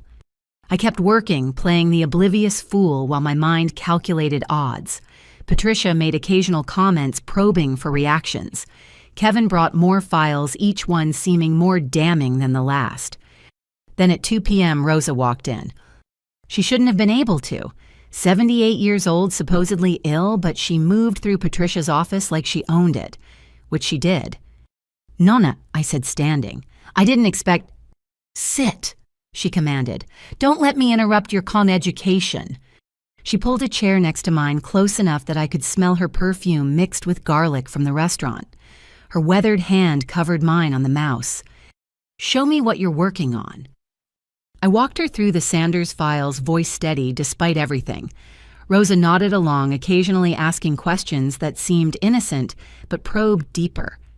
Such detail, she mused. Patricia says you're a natural. Clean work, efficient, no questions asked. Ideal employee. I try, Nonna. Yes, you try very hard at many things. Her grip on my hand tightened. Tell me, what do you think of our foundation? It helps children, I said carefully. Important work. Important work, she repeated, like the work federal marshals do. The office went silent. Patricia stood in her doorway. Kevin had vanished. Somewhere in the building, Sal and his men were certainly positioned. I don't understand, I said. No, then, let me explain. Rosa pulled out a tablet showing security footage. Me entering the federal building. Me meeting Bradley at the coffee shop. Me speaking to my wire after dinner. Deputy U.S. Marshal Roxanne Bellini, my granddaughter the Fed. The game was over, but I had one card left to play. Pepperoni pizza, I said clearly. Rosa laughed. Your safe word. Oh, cara mia, we've been monitoring federal frequencies since last night. Your backup is currently responding to false emergency calls across the city. No one's coming. My hand moved toward my boot, toward the ceramic knife, but Sal appeared behind me, pressing a gun to my head. Don't, Rosa said sadly. I'd hate to splatter your brains on Patricia's nice carpet. We have so much to discuss first. Like what? How you murdered Professor Williams. How you've poisoned Chicago with drugs. How you corrupted everything our family touched. Like why I haven't killed you yet, Rosa said. Aren't you curious, 3 years undercover Bradley turning rat your mother's little evidence collection? Oh yes, I know about that too. Yet here you sit still breathing. Because you need to know how deep it goes, who else is involved. Partly, but mostly because you fascinate me. She released my hand, sitting back. The granddaughter I groomed to take over, choosing justice over family. It's almost admirable. I chose right over wrong. You chose strangers over blood, but that's not what interests me. She smiled. What interests me is that you're not wearing a wire today. My blood froze. In my rush after Mom's visit after Bradley's warning, I'd forgotten to put it back on after testing it. Technical malfunction, I said. Or a granddaughter who knew she was walking into a trap but came anyway. Who knew saying the safe word would bring a war to our doorstep but said it anyway? Rosa studied me. You're protecting someone. Not your parents. We already have them. Not Bradley. We'll deal with him shortly. So who? I stayed silent. Ah, the boyfriend. What was his name? Thomas Sweetboy works at Northwestern Hospital. Pediatric nurse, I believe. Such vulnerable patients he cares for. You touch him and I'll... You'll what you're disarmed, surrounded, cut off from backup. Rosa stood. But Thomas is safe. Bradley too, for now, because I'm going to make you an offer. I won't. You'll listen, she snapped steel in her voice. The family is blown. You've seen to that. Federal investigations, evidence recordings.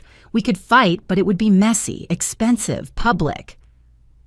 Patricia made a sound of protest, but Rosa silenced her with a gesture. So we're leaving, Rosa continued. All of us. Tonight. Accounts are already moving offshore.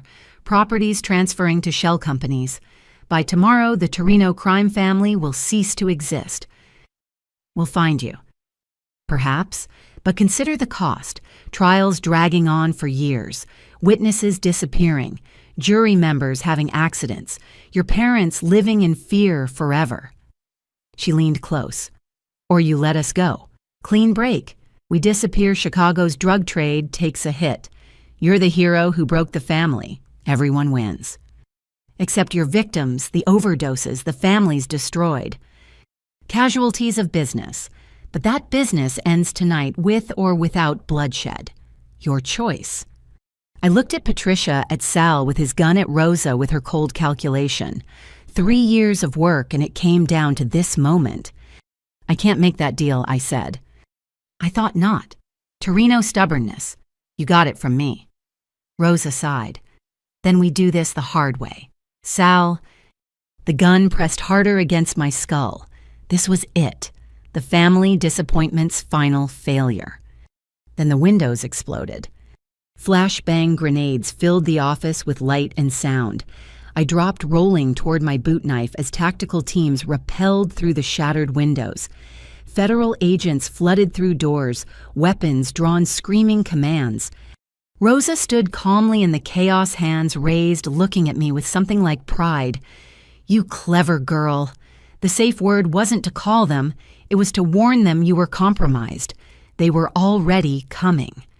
She was right. Rodriguez had listened to my 911 code, heard the stress in my voice, made the call. The false emergencies hadn't pulled all units, just the ones Rosa could monitor. Rosa Torrino. I said, standing with my newly recovered badge visible, you're under arrest for racketeering murder money, laundering, and conspiracy to distribute controlled substances. Among other things, she agreed pleasantly. Patricia, remember what we discussed. Sal, weapon down, hands visible. No need for anyone else to die today. As agents cuffed them, Rosa looked at me one last time. You know this isn't over. We have lawyers, connections, resources you can't imagine. And we have evidence. 3 years worth plus 30 years of Mom's documentation. Your empire ends today. Perhaps, but you ended more than that. You ended family, ended us. Was your justice worth that price? I thought of overdose victims, of families destroyed, of Professor Williams murdered for threatening to tell the truth. Yes. She nodded slowly. Then you really are my granddaughter.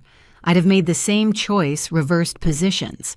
Cold comfort, but comfort nonetheless. They led her away, this elderly woman who'd built an empire on blood and suffering. Patricia went quietly, already calculating legal strategies. Sal surrendered his weapons with professional calm. Bellini Rodriguez appeared beside me, outstanding work, though cutting it close on the wire malfunction. Yeah, about that. Bradley's secure, he continued. We grabbed him an hour ago when he tried to run. He's cooperating fully. Your parents are in protective custody. Your mother's evidence is incredible. We've got them all. Thomas Bradley's boyfriend. Under protection since last night. We're not amateurs, Bellini. Relief flooded through me. Everyone safe, everyone alive. The cost had been high, but we'd won. So what now? I asked, looking at the destroyed office at federal agents cataloging evidence at my family's criminal empire crumbling. Now we build cases. Trials will take years, but with what we have, they'll all go down. Rosa Marcus, Patricia Roberto, the whole network. And me? Rodriguez smiled. 3 years undercover bringing down a major crime family. You just made your career Deputy Marshal Bellini, though I suspect you'll need a new name. Can't have a Torrino testifying against Torrinos. I touched my badge, then the cut on my palm from the blood oath.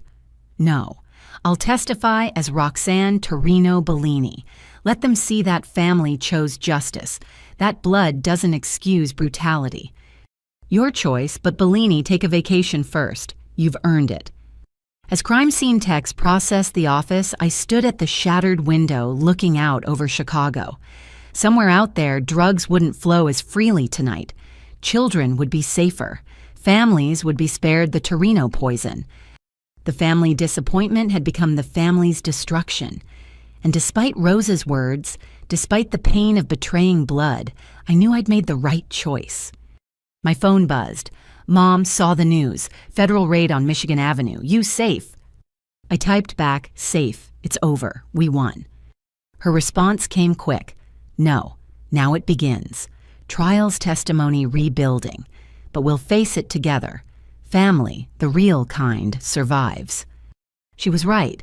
I'd destroyed the Torrino crime family, but the Bellini family remained. Scarred, complicated, but honest. That was worth more than all of Rosa's empire. The sun set over Chicago, painting the sky red like blood, like wine, like the promise of a new dawn. Tomorrow would bring questions, recriminations, the long path of justice. But tonight, Deputy U.S. Marshal Roxanne Bellini stood tall, badge bright, finally free of the family legacy that had tried to claim her. The dropout had graduated to something far more important than any law degree. She'd graduated to justice. 6 months later, I sat in a federal courthouse bathroom stall trying not to vomit. Today was Marcus's preliminary hearing, and I was the star witness. The woman in the mirror looked different. Professional suit instead of retail discount, confident posture instead of studied failure. But inside, I was still the niece about to testify against the uncle who'd called me worthless. Bellini, you good. Marshal Thompson knocked on the door. Just need a minute. Rodriguez wants you in the prep room. Bradley's getting nervous. Bradley. My former conspiracy partner turned state's witness, now preparing to testify against his own father. We'd become close through the trial preparation. Trauma bonding, the prosecutors called it. I called it survival. I found him in the witness room, impeccably dressed, but pale as paper. Thomas sat beside him, holding his hand despite the armed guard's presence. How do you do it? Bradley asked when he saw me. Face them every hearing, every deposition, knowing they want us dead. I remember why we're doing this, I said, sitting across from them. Every pill that doesn't kill someone. Every family that doesn't lose a child to fentanyl. Noble, he said bitterly. But nobility doesn't stop the nightmares. Doesn't stop me from seeing my father's face when they arrested him. Thomas squeezed his hand. You're saving lives. That matters more than his approval ever did. Does it? Bradley looked at me. Roxanne, we destroyed our family. Everyone's in jail or fled. Even the innocent ones are tainted by association. Was justice worth becoming orphans? Before I could answer, Rodriguez entered. Showtime, people. Marcus's lawyer is Vincent Calabrese, mob attorney extraordinaire. He'll try to paint you both as bitter relatives seeking revenge. Stick to facts, not feelings. We filed into the courtroom through a secure entrance. The gallery was packed. Reporters, curiosity seekers, and family. I spotted my parents in the front row, Mom gripping Dad's hand. They'd stood by me through everything, even as their world crumbled. But it was the defendant's table that drew my attention. Marcus sat in an expensive suit, thinner than before, but still radiating arrogance. He turned as we entered, eyes locking with mine. The uncle who'd mocked me at every family gathering now depended on my testimony for his fate. The United States versus Marcus Torrino, the clerk announced. Judge Harrison presiding. My blood chilled. Harrison, the same Judge Rosa had bragged about owning. He'd supposedly recused himself from anything Torrino related. Prosecutor Jennifer Walsh stood immediately. Your Honor, we object to your presence. You're listed as a recipient of Torrino family bribes. Harrison smiled coldly. Those allegations were investigated and dismissed. I've been cleared to preside. Unless the prosecution has evidence otherwise. Walsh glanced at Rodriguez, who shook his head minutely. Whatever evidence we'd had on Harrison, it wasn't enough. No further objection, Walsh said through gritted teeth. The hearing proceeded like a chess match. Calabrese painted Marcus as a legitimate lawyer caught up in his family's crimes. Walsh systematically destroyed that image with documents, recordings, and testimony. Then it was my turn. State your name for the record. Deputy U.S. Marshal Roxanne Bellini. Marcus flinched at my title. Even now, months later, he struggled to reconcile the dropout niece with the federal agent.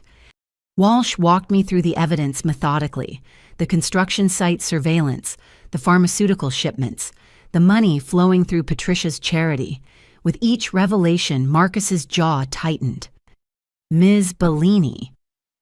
Calabrese began his cross-examination with a shark's smile. Isn't it true you harbored resentment toward my client for his success? I harbored resentment toward his criminal activities. Activities you claim to have witnessed while undercover. Tell me, how does a law school dropout become a federal marshal? By reporting corruption and having my life threatened for it. The marshals recruited me specifically because I chose integrity over convenience. Integrity. Calabrese laughed.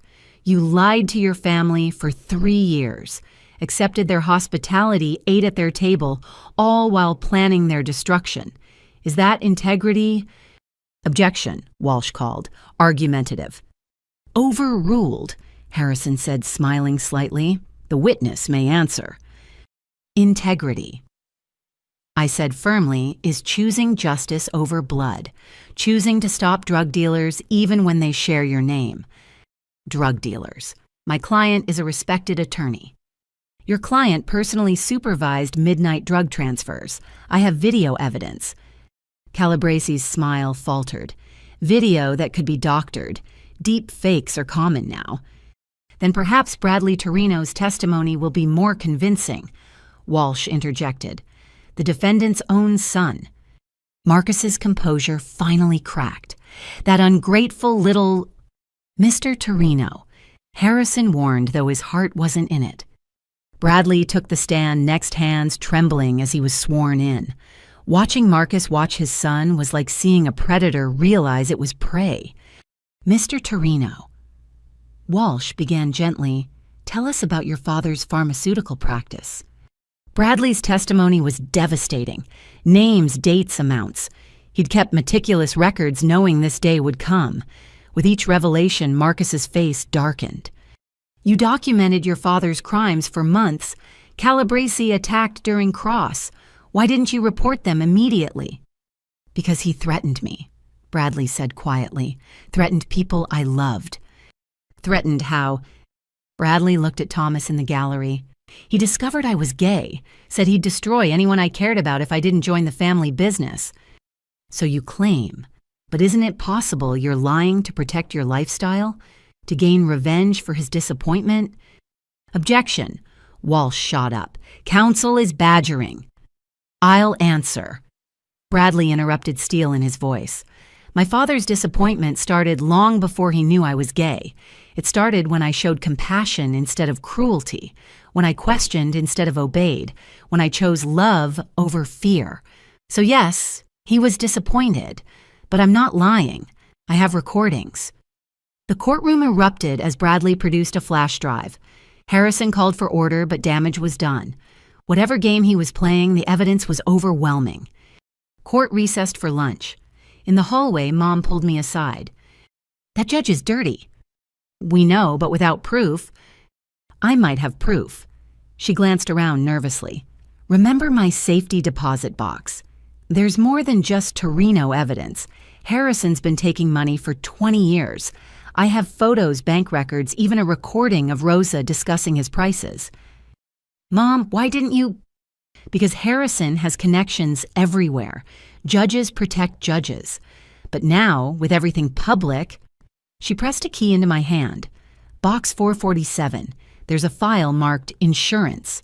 Everything's there. I found Rodriguez immediately. Within an hour, federal agents had retrieved Mom's files. By the time court reconvened, Harrison's career was over. Your Honor. Walsh stood.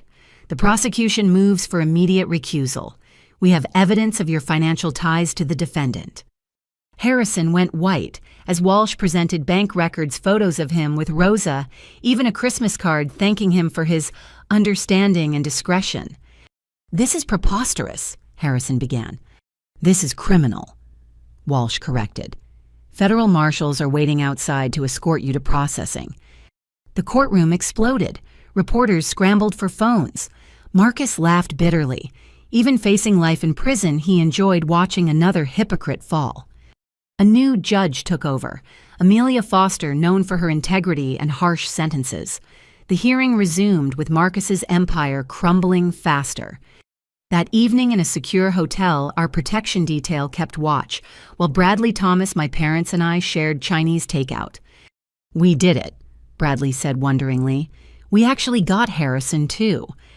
Mom got Harrison, I corrected. 30 years of evidence collection finally paid off. To Elena Bellini, Thomas raised his beer, the original family detective. We toasted, but the celebration felt hollow. Tomorrow would bring more testimony, more threats, more family members calling us traitors. The trial would drag on for months, maybe years. I've been thinking, Dad said suddenly. He'd been quiet through dinner, processing everything. When this is over, maybe we leave Chicago, start fresh somewhere. David. Mom began, but he continued. My company's ruined. No one wants to hire the contractor who transported drugs even unknowingly. You'll always be Rosa's daughter here. Roxanne will always be the cop who betrayed family. He looked at me. Maybe in Denver or Seattle, we could just be ourselves. Running away, I asked. Running toward, he corrected, toward a life where Sunday dinner doesn't include crime bosses, where family means love, not loyalty oaths. Bradley nodded slowly. Thomas has job offers in Boston. We've been considering it. You'd leave. I felt oddly bereft. We'd become our own strange family through this ordeal. Not abandoning, Bradley assured. Just surviving, separately but connected. The family Rosa never let us be. That night, unable to sleep, I stood on the hotel balcony despite security protests. Chicago spread before me, lights twinkling like stars. Somewhere out there, the Torrino empire was collapsing. Dealers scrambled for new suppliers. Corrupt cops worried about investigations. Dirty money sat frozen in seized accounts. But also out there, families wouldn't lose children to Torrino fentanyl. Communities could heal. Justice, slow and imperfect, ground forward. My phone buzzed. An unknown number, but I recognized the voice immediately. Hello, granddaughter. Rosa, calling from federal prison where she awaited trial. This call is being recorded and monitored, yes, she said calmly. I'm not calling to threaten, just to talk. One disappointment to another. You're not disappointed, you're proud. You said so during the arrest. Pride and disappointment aren't exclusive. I'm proud you had the spine to destroy us. Disappointed you felt it necessary. She paused. Tell me, was it worth it? Your noble justice. I thought of Marcus in Court Bradley's trembling hands, Mom's 30 years of silence, Dad's ruined business. Then I thought of every overdose prevented, every child saved from addiction. Yes. Even knowing the cost, your cousin Ashley tried to kill herself yesterday. Shame of association. Your Aunt Maria's restaurant closed. No one wants to eat where criminals gathered. Innocents suffering for our sins. The words hit like physical blows. Ashley vain and cruel, but still family. Maria, who only made food and knew nothing of crime. Their suffering is on you, I said. You built this empire. You created the shame they carry. I built a legacy. You destroyed it. But perhaps, she chuckled, perhaps that's the most Torrino thing of all. We always did eat our own. Why did you really call? To tell you something. The family business is done, but business itself continues. Others will fill the void. Mexican cartels, Russian, Bratva, Chinese triads. The drugs will flow just with different management. Then we'll stop them too. Will you, or will you discover what I learned long ago? Crime is Hydra. Cut one head, two, grow back. The demand remains, so supply follows. That doesn't mean we stop fighting. No, I suppose not. You have your father's stubborn optimism. It's almost charming. Her voice softened. Take care of Bradley. Prison won't be kind to Marcus's gay son who turned rat. He'll need protection. We'll protect our own. Your own, she mused. You've made a new family from the ashes of the old. How poetic, how painful, how perfectly Torrino. The line went dead. I stared at the phone, then at the city beyond. Rosa was right about one thing. Crime would continue. But she was wrong about it being pointless to fight. Tomorrow would bring more testimony. More family members exposed more corruption, revealed more pain in pursuit of justice. But also, more lives saved, more communities, protected more proof that someone gave a damn. I went back inside where my chosen family slept. Parents who stood by me, a cousin who chose truth over comfort, his boyfriend who loved him through it all. Not the family I was born into, but the family I'd earned. The war against the Torrino Empire was almost won, but the war for Chicago's soul, for justice over blood, for right over easy, that war continued. And Deputy U.S. Marshal Roxanne Bellini would be on the front lines badge shining, surrounded by the family that mattered, those who chose justice too. The dropout had become the law, and the law, unlike blood, was incorruptible. The safe house felt more like a prison after 8 months of trial preparation. I stared at my laptop screen, reviewing testimony for the dozenth time when Marshal Thompson burst through the door. "We have a problem," he announced, rain dripping from his coat. "Sal Dinetti's dead." I shot to my feet. What, he was in solitary? Poisoned. Someone got to his food. Professional hit made to look like an allergic reaction. Thompson's face was grim. But that's not the worst part. He left a note. He handed me an evidence bag containing a single piece of paper. Sal's shaky handwriting spelled out my doom. The rat marshal has been feeding Rosa information all along. Check her visitor logs. This is insane, I said, blood running cold. I've never visited Rosa. I've had no contact. I know that. Rodriguez knows that. But Internal Affairs doesn't.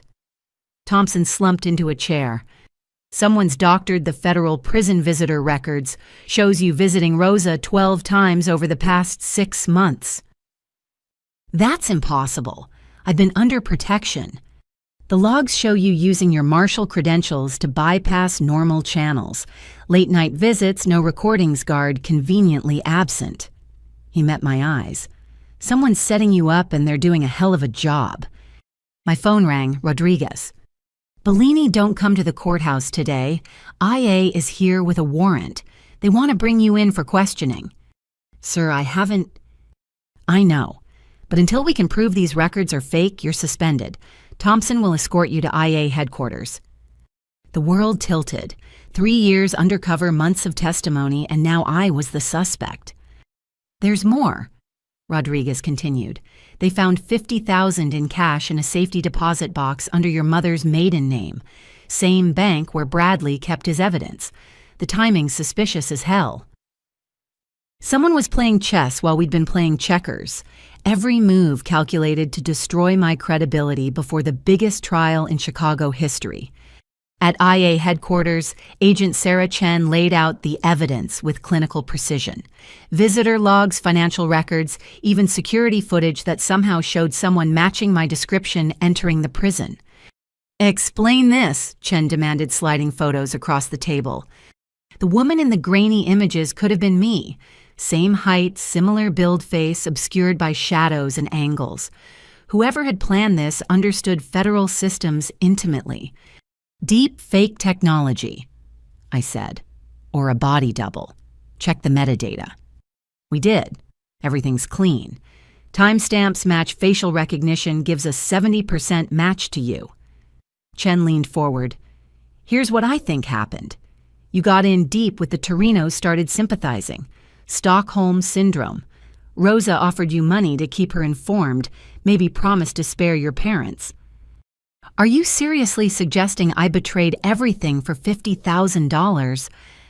People have turned for less, and you had access to every aspect of the investigation. Rosa, knowing our moves, would explain why some raids came up empty, why certain witnesses disappeared before we could protect them. My mind raced, piecing together the trap. This is exactly what Rosa wants. Discredit me before I testify, throw the whole case into doubt. Or you're dirty and got caught, Chen interrupted. Bradley Torrino's agreed to take a polygraph about your involvement. Says he noticed suspicious behavior but was too scared to report it. What? The betrayal hit like a physical blow. Bradley would never. He's in interrogation room 3 right now. Want to watch? Through the one-way mirror, I saw Bradley hooked to a polygraph machine. He looked terrible. Hollow eyes, trembling hands. The examiner asked baseline questions, then got to the point. Did Marshal Bellini ever say anything suggesting sympathy for Rosa Torrino? Yes, Bradley answered, voice flat. Did she ever seem to know information she shouldn't have? Yes. Do you believe she may have been compromised? A long pause. I don't know. Maybe. I wanted to scream, to bang on the glass, to demand he tell the truth. But I saw something the examiner missed. The way Bradley's eyes kept darting to the corner. The specific pattern of his hand trembles. Morse code tapped against his thigh. THEYHAVETHOMAS. They had his boyfriend. Bradley wasn't betraying me. He was trying to save the man he loved. I need to make a call. I told Chen. You're not calling anyone until... They have Thomas Parker, Bradley's boyfriend. He's tapping code. Check the video. Chen frowned but reviewed the footage. Her expression shifted as she recognized the pattern. Son of a bitch. Martinez, get a team to Parker's apartment now. Too late. The team found Thomas's apartment, empty, signs of struggle, blood on the floor. A note on the kitchen table. The marshal's testimony dies, or the nurse does. You have 24 hours. This changes things, Chen admitted, but not everything. The evidence against you was planted by someone with inside knowledge. I finished. Think about it. Who knew about my mother's maiden name, who had access to prison visitor systems, who could doctor footage that well. You're suggesting someone in law enforcement is working for the Torrinos. I'm suggesting Rosa's reach goes deeper than we knew. She called me from prison, told me the business would continue with new management. What if she was telling me her succession plan was already in motion? Chen's phone rang. She listened, face paling. There's been an incident at the courthouse. Judge Foster's in the hospital. Car accident on the way to court. Hit and run. The chess pieces were falling fast. First discredit me, then kidnap Thomas to control Bradley, now remove the clean judge. Someone was systematically destroying the prosecution's case. We need to find Thomas, I said urgently. If Bradley recants his testimony under duress, we need to clear you first, Chen corrected. Until these allegations are resolved, you're a liability. Then let me help resolve them. I know the Torrino operations better than anyone. I can find Thomas. Chen studied me for a long moment. Rodriguez vouched for you. Says you're the cleanest cop he's ever worked with. But IA can't ignore evidence. Then don't ignore it. Follow it. Those visitor logs. Check which guard was supposedly absent during my visits. Check who had access to the systems. Someone left digital fingerprints. She nodded slowly. You get one chance. Thompson will shadow you. Any sign you're dirty. I'm not dirty. I'm being framed by someone who wants the Torrino empire to survive. Back at the safe house, I dove into the prison's digital systems with Thompson watching. The visitor logs were expertly altered but not perfect. Timestamps showed updates from a terminal that should have been offline during those hours. There, I pointed at the screen. That terminal is in the prison's administrative wing. Only senior staff have access. So we're looking at a high-level correctional officer or someone with their credentials. I pulled up staff records cross-referencing with the mysterious updates. One name kept appearing: Deputy Warden Patricia Reeves. Thompson whistled low. Reeves has been there 15 years. Spotless record. Check her finances. We dug deeper. Reeves lived modestly, no obvious wealth. But her daughter had just started at Northwestern Medical School, full tuition paid by a scholarship from the Torrino Foundation. Got her, I breathed. The scholarship was approved 2 weeks before my first supposed visit. That's circumstantial. It's a start. Now we find Thomas before... My phone buzzed. Unknown number, but I recognized the voice immediately. Marcus calling from Federal Holding. Niece, he said smoothly. Enjoying your taste of injustice. How does it feel to be presumed guilty? Where's Thomas? Safe, for now. But his safety depends on your cooperation. Recant your testimony. Admit you fabricated evidence for career advancement. Take responsibility for the investigation's overreach. Go to hell, Marcus. I'm probably heading there anyway, but I won't go alone. You have 20 hours left. Thomas is diabetic, isn't he? Would be a shame if he missed his insulin. The line went dead. I looked at Thompson. We need to find him fast. Bellini, if you're being set up going rogue, won't help. Let the FBI handle... The FBI will follow protocol while Thomas dies. I know how the Torrinos think, where they'd hold someone. I grabbed my jacket. You coming or not? Thompson sighed but followed. Rodriguez is going to kill me. We started with the obvious locations. Warehouses the Torrinos had used, properties seized but not yet processed. All empty. As we drove through Chicago's rain-slicked streets, I tried to think like Rosa. She'd want him somewhere symbolic, I said suddenly. Somewhere that sends a message. Like where? Then it hit me. The old Torrino bakery, where Rosa started before the restaurant. It's been closed for years, but the family still owns it. The bakery sat in an industrial district looking abandoned, but fresh tire tracks in the mud suggested recent visitors. Thompson called for backup while I studied the building. 6 entrances, I noted. They'll expect us at the main door, but there's an old delivery tunnel from Prohibition days. My grandfather used to tell stories about it. Backup's 10 minutes out. Thomas might not have 10 minutes. We found the tunnel entrance behind a rusted dumpster. The passage was narrow, dark, filled with decades of dust and rat droppings. We crawled through, guided by tactical flashlights. Voices echoed ahead. I recognized Sal's nephew, Tony Donetti, continuing the family business. Through a grate, I saw Thomas tied to a chair, unconscious but breathing. 3 guards, all armed. Boss says we ice him at midnight if the marshal doesn't fold, Tony was saying. Make it look like he tried to escape. I looked at Thompson, held up 3 fingers pointed at positions. He nodded, understanding. No time for perfect planning. We burst through simultaneously. Thompson took the left guard while I handled the right. Tony spun toward Thomas' gun, rising.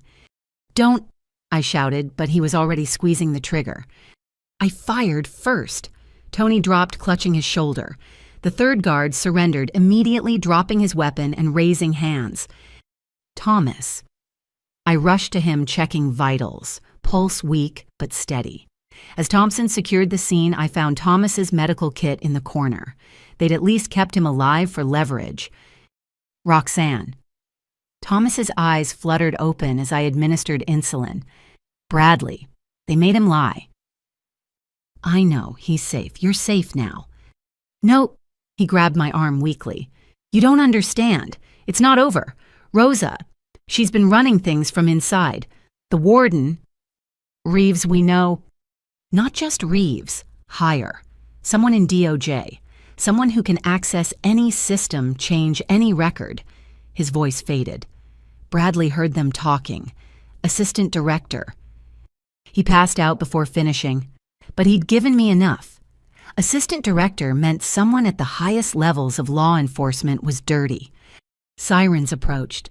As EMTs loaded Thomas onto a stretcher, Chen arrived with a full internal affairs team. Impressive work, Bellini. We picked up Reeves an hour ago. She's already talking, confirming your visitor logs were fabricated. It goes higher, I said. Thomas said assistant director level. Chen's expression darkened. That's a serious allegation. This whole thing is serious. Someone's trying to save the Torrino empire by destroying the prosecution. What you need to do is report for debriefing. You're still suspended pending full investigation. She softened slightly. But off the record, good work. Thomas would be dead without you. At the hospital, Bradley sobbed apologies while clutching Thomas's hand. I'm sorry, Roxanne. They said they'd kill him slowly. I had to... You protected the person you love, I said. I understand. But now we fight back smart. Whoever's running this from inside, they just showed their hand. They're desperate enough to kidnap and frame. That means we're close. Rodriguez appeared looking exhausted. The Attorney General's office is opening a corruption probe. Every person with access to those systems is being investigated. In the meantime, the trial continues tomorrow with or without Foster. Who's presiding? Judge Catherine Stone, former military, no ties to Chicago, flown in specifically for this. He studied me. You're cleared to testify, but Chen wants you under IA surveillance. Fine, let them watch. I've got nothing to hide. But as I sat in that hospital room watching Bradley tend to Thomas, I wondered how deep the corruption went. The Torrino empire was supposed to be finished, but like Rosa had warned, crime was Hydra. Cut off one head, watch another grow. Tomorrow I would testify against Marcus, knowing someone powerful wanted me silenced. The family I'd betrayed still had claws even from behind bars. The war wasn't over. It had just revealed a new enemy, one wearing a badge. The federal courthouse basement conference room felt like a bunker. Marshal Rodriguez had called an emergency meeting at 5 a.m. 2 hours before Marcus's trial resumed. Around the table sat the core team, me, Thompson, Prosecutor Walsh, and Agent Chen from Internal Affairs. We've identified our mole, Rodriguez announced without preamble, sliding a file across the table. Assistant Director Harold Fitzgerald, DOJ Criminal Division, 15-year veteran spotless record, and Rosa Torrino's inside man for the last decade. My stomach dropped. Fitzgerald had oversight of major organized crime cases. He'd had access to everything. Evidence, Walsh asked, already calculating how this would impact her case. Thomas Parker recorded partial conversations while captive. Bradley Torrino provided financial records he'd hidden showing payments to Fitzgerald through shell companies. And Rodriguez paused. Fitzgerald's son died of an overdose 5 years ago. Fentanyl-laced heroin. You're saying he's working for the people who killed his son? Thompson asked, incredulous. We're saying grief makes people do incomprehensible things, Chen explained. Rosa apparently convinced him the real villains were the Mexican cartels. She promised to help him get revenge if he helped her maintain control of Chicago's drug trade. Classic Rosa, I muttered. Find someone's weakness twisted into loyalty. The question now, Walsh interjected, is how much Fitzgerald compromised? Which witnesses did he expose? Which safe houses did he burn? How many cases are tainted? Rodriguez's expression was grim. We have to assume everything. Every witness location, every piece of evidence, every strategy we've discussed in official channels. So we're flying blind into the biggest trial of the decade, I asked. Not blind, just careful. Rodriguez turned to me. Bellini, you testify in 3 hours. Fitzgerald doesn't know we've identified him. We're going to use that. I'm bait. You're a federal marshal who understands the stakes. Fitzgerald will make a move. Has to with trial resuming. When he does, we'll be ready. Walsh gathered her papers. I need to prepare for this.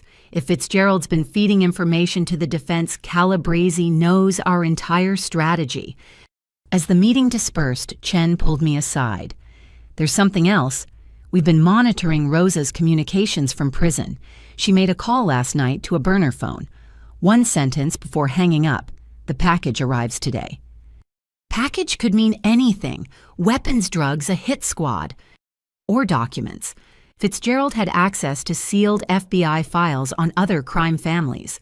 What if Rosa's planning to expose corrupt officials in rival organizations, create chaos while she rebuilds? The implications were staggering. If Rosa had FBI intelligence on other crime families, she could start a war from her prison cell. We need to warn... I started, but Chen shook her head. Already in motion. Every major crime family in Chicago is being notified through back channels. If they have dirty cops, they'll handle it internally. Street justice. Sometimes that's the only kind that works. Chen's phone buzzed. Fitzgerald just entered the building. He's heading for the U.S. Attorney's office, probably trying to access the prosecution's final witness list.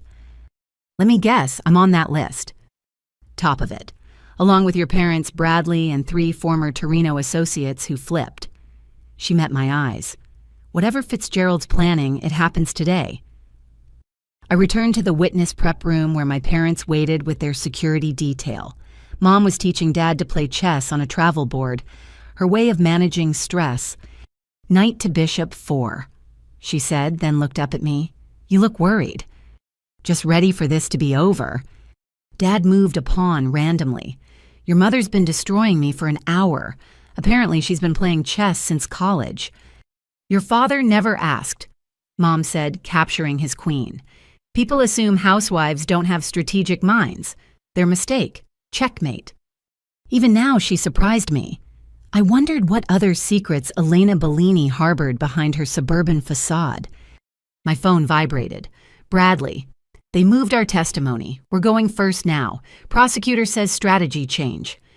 They're shuffling the lineup, I told my parents, trying to throw off whoever's leaking to the defense. Smart, Mom noted. In chess, when your opponent knows your moves, you change the game. An hour later, we filed into the courtroom through a secure entrance. Judge Stone presided with military bearing, her eyes scanning for any disruption. The gallery was packed but orderly. Marcus sat at the defense table, orange jumpsuit, replacing his designer suits, but his arrogance remained intact. Bradley took the stand first. His testimony was devastating. Dates, times, amounts, names. But Calabrese was ready with a counterattack that proved inside information. Mr. Torrino, isn't it true you suffer from anxiety disorder, that you've been prescribed Xanax, Klonopin, and other medications that can cause memory issues? Bradley's face went white. Those medical records were sealed. Yes, but that doesn't... And isn't it true you were hospitalized for a psychotic break 2 years ago, that you believed your family was trying to poison you? That was a reaction to medication, not psychosis. But you did make those accusations, told doctors your grandmother was putting substances in your food. Walsh objected furiously, but damage was done. Fitzgerald had fed them Bradley's confidential medical history, painting him as unstable. When my turn came, I was ready for war. State your name for the record. Deputy U.S. Marshal Roxanne Bellini. Ms. Bellini, Calabrese began immediately. Is it true you're currently under investigation by Internal Affairs? Walsh shot up. Objection relevance. Goes to credibility. Calabrese smiled. I'll allow it, Stone ruled. But tread carefully, counselor. Yes, I answered. IA investigated false allegations that have since been disproven. False allegations. Like the false allegations you made against Professor Williams before dropping out of law school. Williams was taking bribes. He was murdered before he could be prosecuted. Allegedly murdered. No one was ever charged. Calabrese circled like a shark. You seem to see corruption everywhere, Marshal. In your professors, your family, even fellow law enforcement.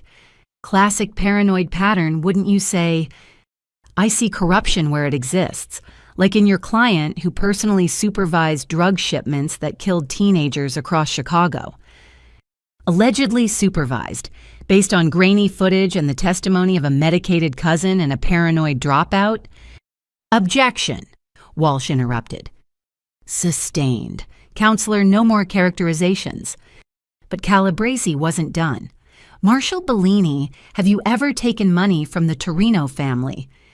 They paid for dinners sometimes. That's not what I asked. Have you ever received cash payments from Rosa Torrino? A trap. The $50,000 planted in the safety deposit box. If I denied it and they had proof, I'd perjure myself. If I admitted it without context, I'd look corrupt. Money was placed in an account under my mother's name without my knowledge as part of a frame job. It's been seized as evidence of obstruction.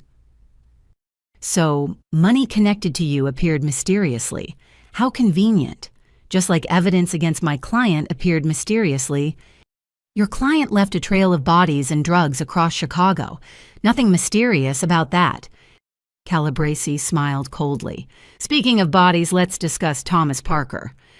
Objection, Walsh called. Mr. Parker is a victim, not... Mr. Parker was allegedly kidnapped, then conveniently rescued by Marshal Bellini, almost like she knew where to find him. The implication hung heavy, that I'd staged the kidnapping to boost my credibility. Before I could respond, a commotion erupted in the gallery. Gun, someone screamed. Chaos exploded. A man in a courier uniform had stood up, weapon emerging from a package. Security reacted instantly, but not fast enough. The gun swung toward the witness stand, toward me. Time slowed. I saw the muzzle flash, heard the shot, felt the impact as Marshal Thompson slammed into me from the side. We hit the floor hard as more shots erupted. Screams, breaking glass, the sharp crack of return fire from court security. When the smoke cleared, the fake courier was down, bleeding from multiple wounds. Thompson groaned beside me, blood spreading from his shoulder. Thompson. I pressed on the wound while EMTs rushed in. Better than your head, he gasped. Fitzgerald had to be. He was right. Only someone with high-level access could have gotten a weapon past courthouse security, could have planted an assassin with fake credentials. Judge Stone maintained order through sheer force of will. This courtroom is now a crime scene. Marshal, are you injured? No, Your Honor. I kept pressure on Thompson's wound. But I need to finish testifying. Roxanne, no. Mom called from the gallery, Dad restraining her from rushing to me. The defense still has questions, I said firmly. Let's finish this. Stone studied me, recognizing the steel beneath my request. EMTs treat Marshal Thompson here. Security, no one enters or leaves. Mr. Calabresi, you have 5 minutes to complete your cross. Calabresi looked shaken but rallied. Marshal Bellini, someone just tried to kill you. Why? Because I know the truth about your client's drug empire. Or because you know too much about something else. Tell me who benefits if you die. Marcus Torrino, Rosa Torrino. Anyone who profits from fentanyl killing kids. Or anyone whose secrets you might expose, like a corrupt federal agent, perhaps. He knew. Somehow, Calabresi knew about Fitzgerald, which meant Fitzgerald was playing both sides, feeding information everywhere to create maximum chaos. Are you suggesting law enforcement corruption, Counselor? I asked, carefully. I'm suggesting this case has more players than anyone admits, that my client is a convenient scapegoat while real corruption goes unpunished. Walsh stood. Objection, Counsel is testifying.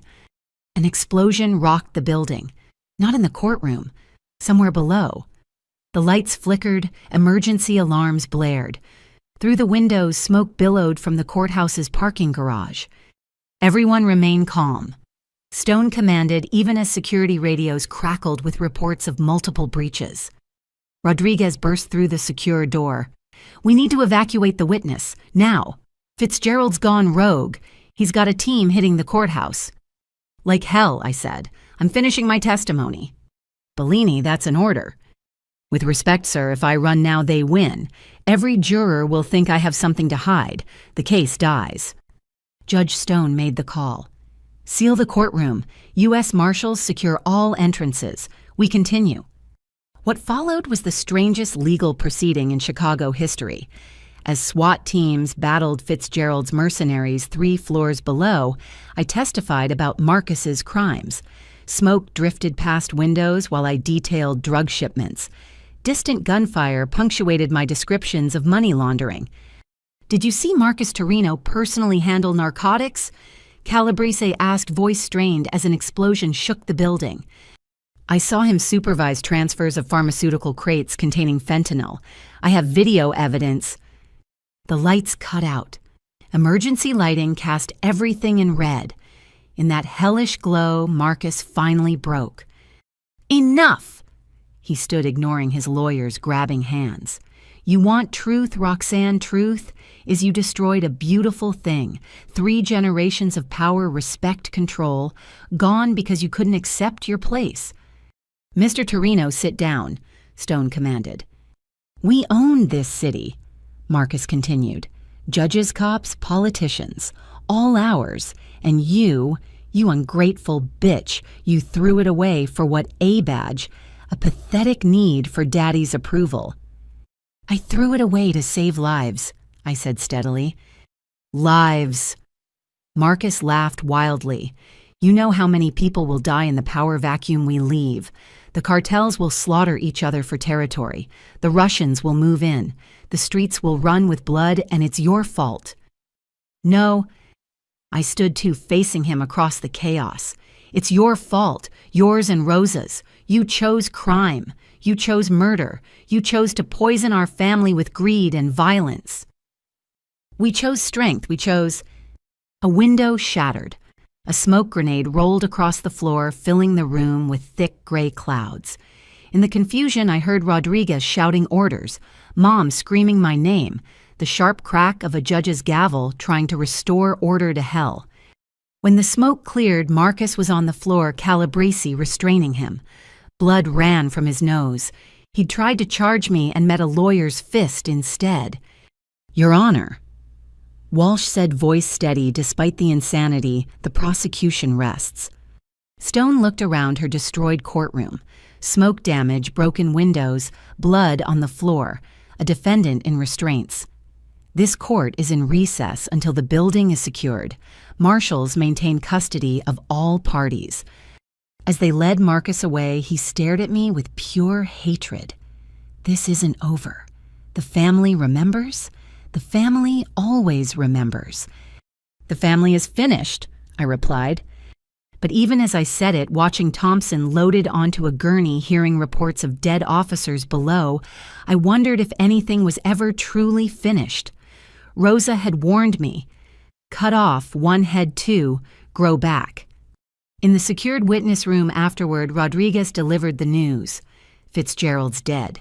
Chose suicide over capture. But his team got away with something from evidence lockup. What did they take? The Torrino financial records, all of them, physical and digital copies. He looked exhausted. Without those, the money laundering charges get harder to prove. But we have testimony from a paranoid marshal and an unstable cousin. Calabrese shredded credibility like it was his job, which I guess it was. Chen entered, face grim. It gets worse. Rosa Torrino was just diagnosed with terminal cancer. 6 months to live, maybe less. She's petitioning for compassionate release. The hits kept coming. Our case was wounded, our evidence compromised, our star witnesses discredited. And somewhere out there, Fitzgerald's mercenaries had the Torrino financial records, either to destroy them or sell them back to Rosa. So what do? I asked. Rodriguez smiled grimly. We do what cops do. We adapt. We survive. We find another way. Because you were right about one thing, Bellini. This isn't over. Through the broken courthouse windows, Chicago sprawled before us, unaware that its underworld had just shifted. The Torrino Empire was wounded but not dead. New players would emerge from the shadows. The game would continue with different pieces. But so would we. Badge bent but not broken, purpose clear despite the smoke. The family war had become a city war, and I was just getting started. The Chicago Tribune headline screamed across the morning edition, "Torrino trial shooter identified as rogue federal agent." Below it, a smaller story, "Key evidence missing in mob trial." 3 weeks after the courthouse attack, our case was hemorrhaging credibility. I stood in Rosa's restaurant, now a crime scene draped in yellow tape, watching FBI techs process every inch. We'd gotten a tip that the stolen financial records were hidden here, but after 12 hours of searching, we'd found nothing but old sauce stains and family photos. Bellini. Agent Chen approached holding an evidence bag. "You need to see this." Inside was a photo I'd never seen before me at 8 years old, sitting on Rosa's lap, both of us smiling at the camera. On the back in Rosa's handwriting, "My chosen successor, blood of my blood. She will understand one day." Where was this? Hidden behind the industrial freezer, along with these. Chen produced more photos. Me at various ages, always with Rosa, always during moments I'd forgotten. Birthday parties, Christmas dinners, quiet afternoons in the kitchen. "She was documenting me," I whispered, disturbed. "All these years she was watching, planning. Planning what you became, a federal agent." Maybe that was part of it. Maybe she knew I'd never join willingly, so she waited for me to gain skills she could use later. My phone rang. Unknown number, but by now I recognized the pattern. "Hello, Rosa." "My dear granddaughter, are you enjoying your tour of my restaurant, finding anything interesting?" "Games within games, right? You knew we'd search here." "I knew you would search there. The others are just badges. Your blood. You think like me even when you fight it." She coughed wetly, the cancer making itself known. "Have you found my gift yet?"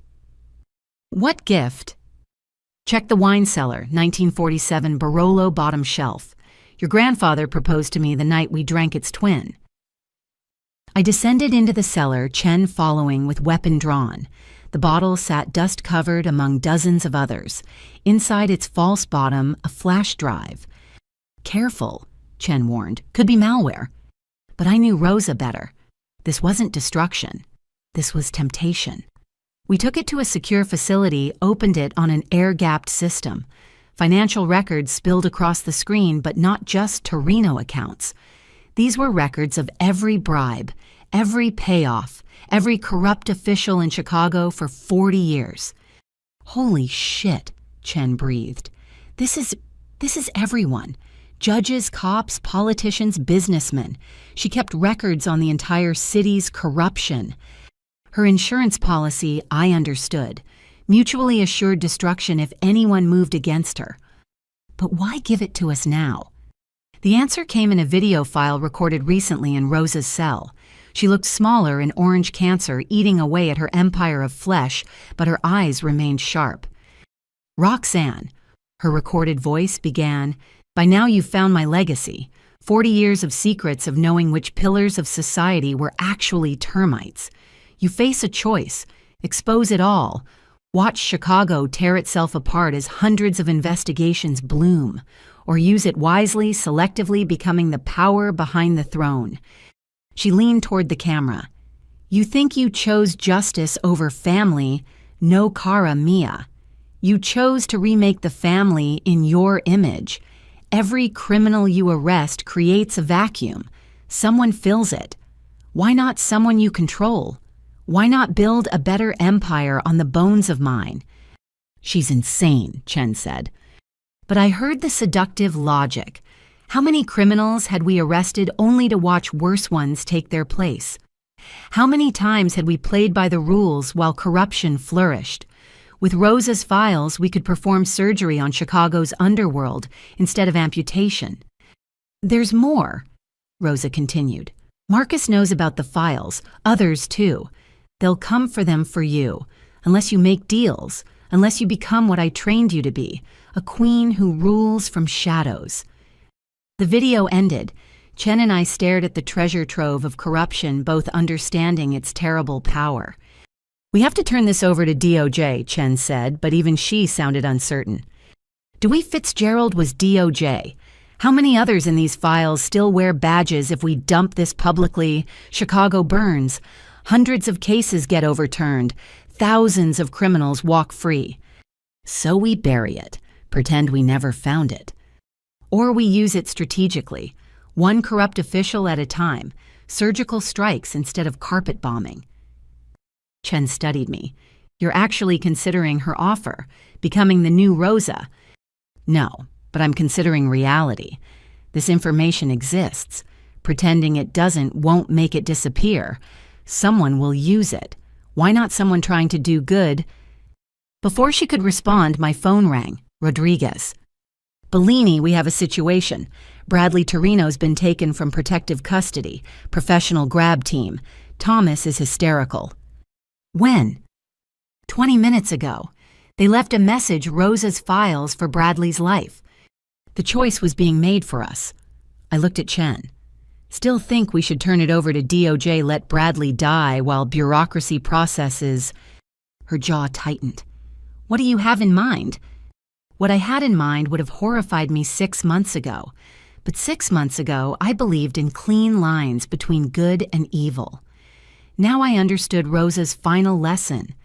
Power doesn't vanish. It only changes hands. First we save Bradley, then we decide who burns. An hour later, I sat in a diner booth across from Vincent Calabresi. The mob lawyer looked uncomfortable outside his courtroom kingdom. Thank you for meeting me, I said. You said it concerned my client's safety, though why I should trust the woman trying to imprison him? Because your client's son has been kidnapped by competitors who want Rosa's files, and you're going to help me get him back. Calabresi laughed. Why would I do that? I slid a single page across the table. His name, his accounts, his bribes documented in Rosa's careful handwriting. His face went pale. Jesus Christ. Wrong savior. I have 40 years of these. Every dirty lawyer, including you. Help me save Bradley or I burn your entire network. This is blackmail. You're supposed to be a federal agent. I am a federal agent. One who's learned that sometimes saving lives requires getting dirty. I leaned forward. Your client's son will die unless we act. You can help or you can explain to Marcus why you let his boy get tortured because you were too proud to work with a cop. Calabresi's hands shook slightly. What do you need? Information. Who grabbed Bradley? Where would they take him? He was silent for a long moment, calculating odds. Then, the Kozlov brothers, Russian outfit trying to move into Torrino territory. They have a warehouse in Cicero, use it for interrogations. Guards security. Maybe a dozen men, ex-military mostly. He met my eyes. If I help you, if Bradley lives what happens to that page, it disappears. But I keep the copies and you keep your mouth shut about Rosa's files. You're becoming her, he said wonderingly. Rosa. She'd be so proud. Rosa's dying in a cell. I'm trying to save lives. Don't confuse the two. But even I heard the hollow ring of my words. 2 hours later, I stood outside the Cicero warehouse with a mixed team, FBI SWAT U.S. Marshals and 2 dirty cops Chen had convinced to help using Rosa's files. The irony wasn't lost on me using corruption to fight corruption. Thermal imaging shows 15 hostiles, the team leader reported. 1 heat signature in the basement stationery, probably Bradley. Alive. For now. I made the call. We go in hard and fast. Priority is the hostage. Rules of engagement. Anyone threatens Bradley dies. Bit bloodthirsty for a federal op, someone muttered. Anyone have a problem with that? I asked, hand resting on my weapon. No one did. Rosa's files had given me leverage over half the team. The other half was loyal to Rodriguez, who'd made clear that Bradley came home alive or heads would roll. Execute. The entry was violence incarnate. Flashbangs breaching charges, automatic weapons fire. The Russians fought hard, but we fought harder, driven by desperation and dark necessity. I found Bradley in the basement tied to a chair, beaten but breathing. One guard remained gunned to Bradley's head. "Drop the weapon," I commanded in Russian, another gift from Rosa, who'd insisted her grandchildren learn the languages of potential enemies. "You drop yours," he replied, "or pretty boy dies." Time for negotiation was over. I shot him in the shoulder, spinning him away from Bradley. As he fell, I kicked his weapon clear and cuffed him to a pipe. "Roxanne." Bradley's voice was weak, scared. "They wanted the files." "I know. You're safe now." I cut his restraints, supporting him as he sagged forward. "Can you walk?" Did you give them the files?" "No, but I used them, just like Rosa would have." He looked at me with swollen eyes.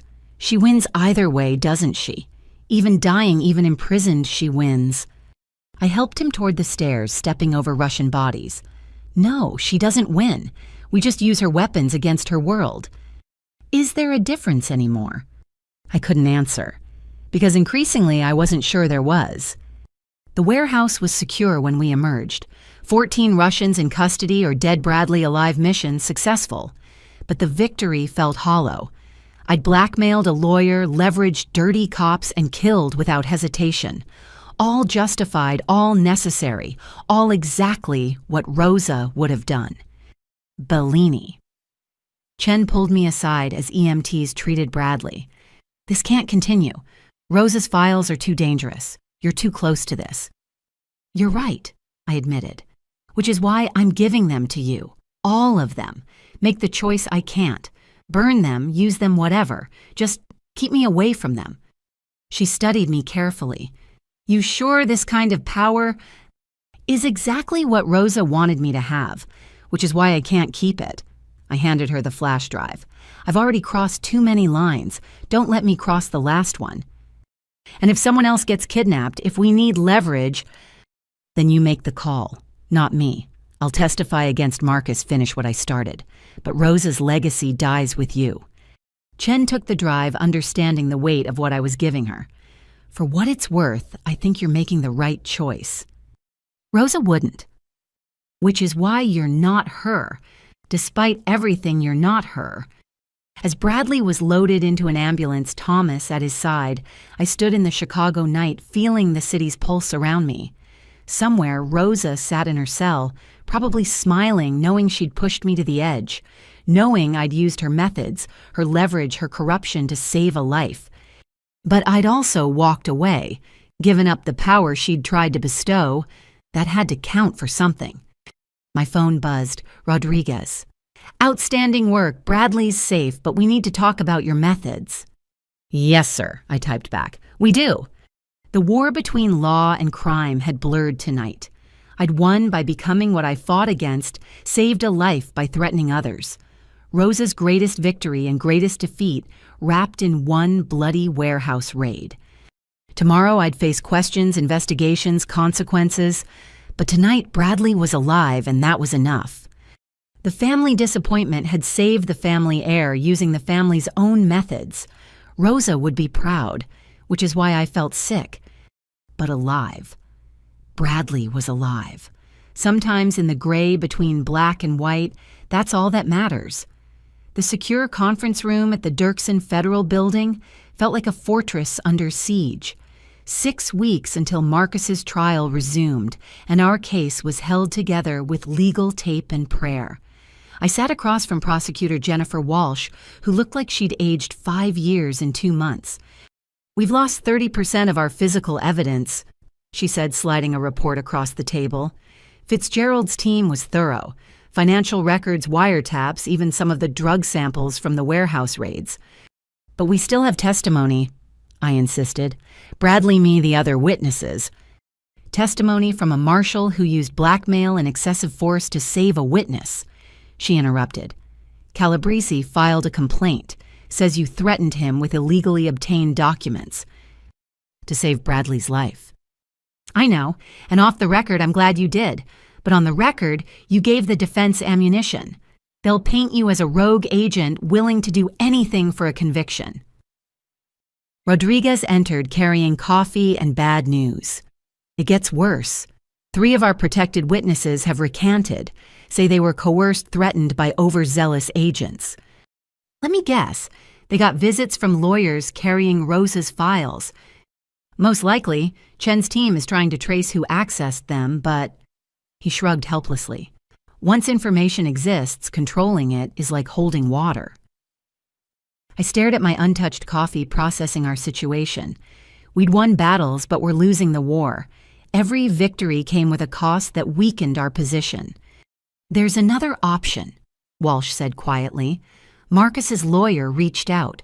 Unofficial channels. They're willing to deal. No. The word came out harder than intended. 3 years undercover, Thompson getting shot, Bradley tortured.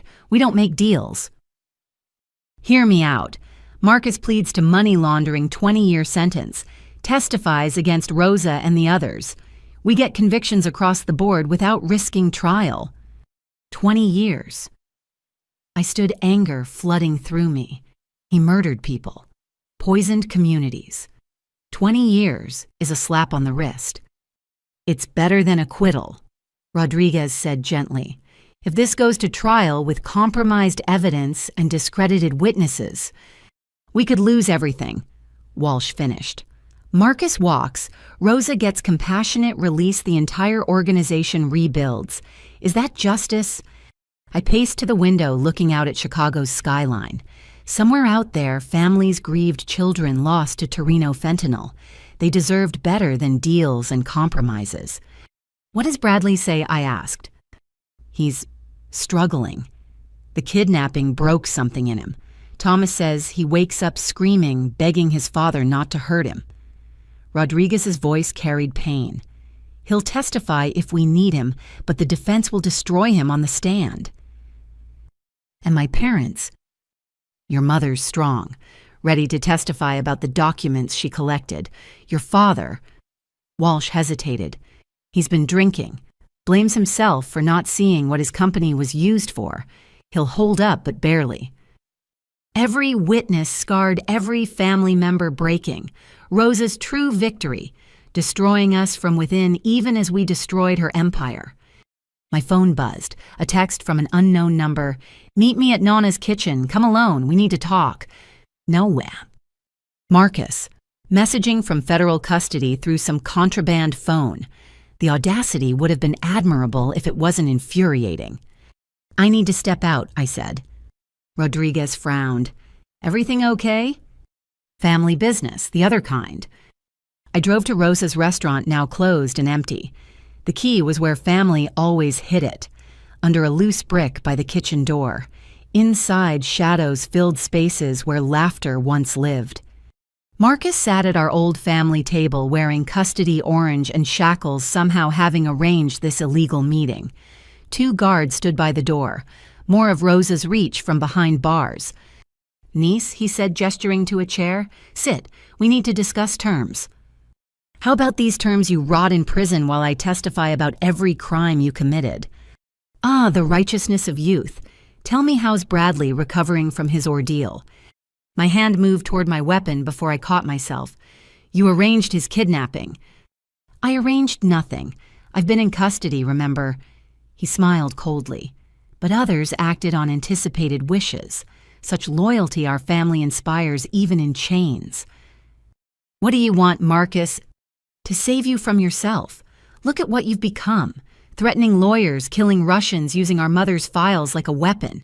You're more Torrino now than ever. I'm nothing like you. No, you crossed every line you swore to hold, used corruption to fight corruption, became the monster to defeat the monster. He leaned forward. The only difference between us is that I'm honest about what I am. You're a drug dealer who hides behind a law degree. And you're a cop who hides behind a badge while doing what's necessary. We're both pragmatists, Roxanne, both willing to break rules for our version of greater good. I stood to leave, but his next words stopped me. 20 years, and I testify against everyone, including the people Rosa's files can't touch, the ones smart enough to never write anything down. You'd betray your own mother. My mother betrayed me first. Let me rot here while planning succession that doesn't include me. Bitterness crept into his voice. "Did you know she was grooming Bradley to take over my own son turned against me before you ever arrived?" "Bradley has integrity. She saw that." "Bradley has weakness she could exploit, just like she exploited yours, that desperate need to belong to matter to prove the dropout could become something." He studied me. "We're all her victims, Roxanne, even her champions. So you'll testify out of spite. I'll testify for survival. 20 years with good behavior means 12. I'll be out before I'm 70 with enough hidden money to disappear forever." His chains rattled as he spread his hands. "Or we go to trial, I walk on technicalities and spend the rest of my life looking over my shoulder for whoever wants the throne." "You're afraid." "I'm practical. Rosa's dying, the empire's crumbling, and the vultures are circling. Better a cell than a shallow grave." I sat back down processing this shift. Marcus the arrogant becoming Marcus the survivor. "What makes you think Walsh will deal—" "Because she's practical too, and because I have something she needs. Names, dates, and details that only exist in my head. The full network, including cops and politicians, Rosa never wrote down." "Why tell me why not negotiate directly?"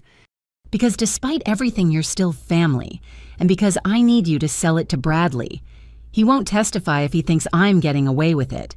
But if you explain the reality, you want me to convince your son to let you plea down. I want you to convince him that justice comes in many forms, that 12 years of my life is payment enough for the harm done." He met my eyes. "And I want you to promise that when I get out, you'll let me disappear. No hunting, no revenge, just done." The old Marcus would never have asked, never have shown vulnerability. Prison and betrayal had broken something in him, too. "I'll think about it," I said finally. "Think fast. This offer expires when trial starts. After that, it's war, and we both know how ugly that could get." I left him there, shackled to our family's history. Outside, Chicago's wind-cut cold carrying the smell of coming snow. Another winter approaching another season of change. Back at the federal building, I found Bradley in the witness room with Thomas. He looked fragile, hollowed out by trauma. "Your father wants to deal," I told him straight. 20 years full cooperation. Walsh is considering it." Bradley laughed bitterly. "Let me guess. He wants my blessing. Wants me to forgive and forget so he can sleep better in minimum security. He wants to survive, and honestly, it might be our best option. Our best option is watching him die in prison. Our best option is convictions that stick. Your grandmother still has reach. The evidence is compromised. If we go to trial and lose, then we lose." Bradley gripped Thomas's hand. "But at least we fought. At least we didn't compromise with evil." "Like I compromised to save you." The words came out sharper than intended. "Like I became what I hated to keep you alive." Silence fell heavy between us. Thomas spoke first. "Bradley, maybe we should listen. If Marcus testifies, others go down too. The network collapses." "The network's already collapsing. This is just about minimizing damage." Bradley turned to me. "You know what the hardest part is? Part of me still loves him. The father who taught me to ride a bike, who read me stories, who I wanted so desperately to please. That man existed alongside the monster, and I can't separate them." "You don't have to," I said gently. "You just have to decide if 20 years is enough justice for your pain." "It's not. Nothing will be." He closed his eyes. "But I'm so tired, Roxanne. Tired of being afraid, tired of fighting, tired of carrying this weight. If taking the deal ends it, then we take it," Thomas said firmly. "We take it and move on and build a life without them." I thought of my own exhaustion, the weight of 3 years undercover of violence done in justice's name, of becoming what I'd sworn to fight. Maybe Marcus was right. We were all pragmatists now, all willing to compromise for survival. "I'll tell Walsh," I said, "if you're sure."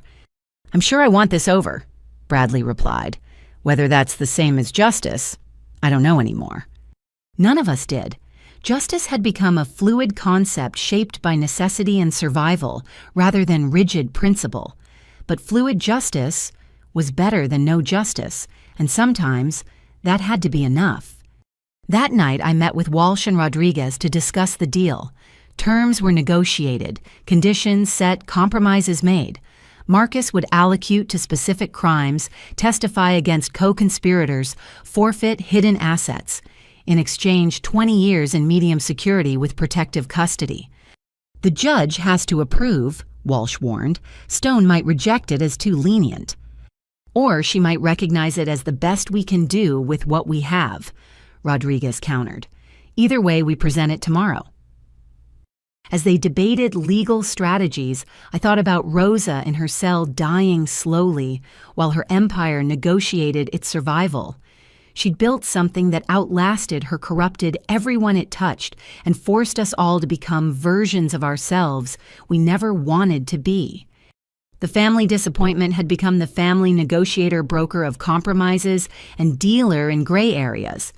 Not the victory I'd imagined, but the victory available. Tomorrow, we'd present the deal to a judge. Marcus would admit guilt, accept punishment, and betray the mother who'd made him. The Torrino crime family would officially end, not with bang, but with paperwork, not with justice, but with jurisprudence. And I'd go home to my small apartment, pour a large drink, and try to remember who I'd been before this all started. Try to find that idealistic girl who'd reported corruption, believing the system would protect her.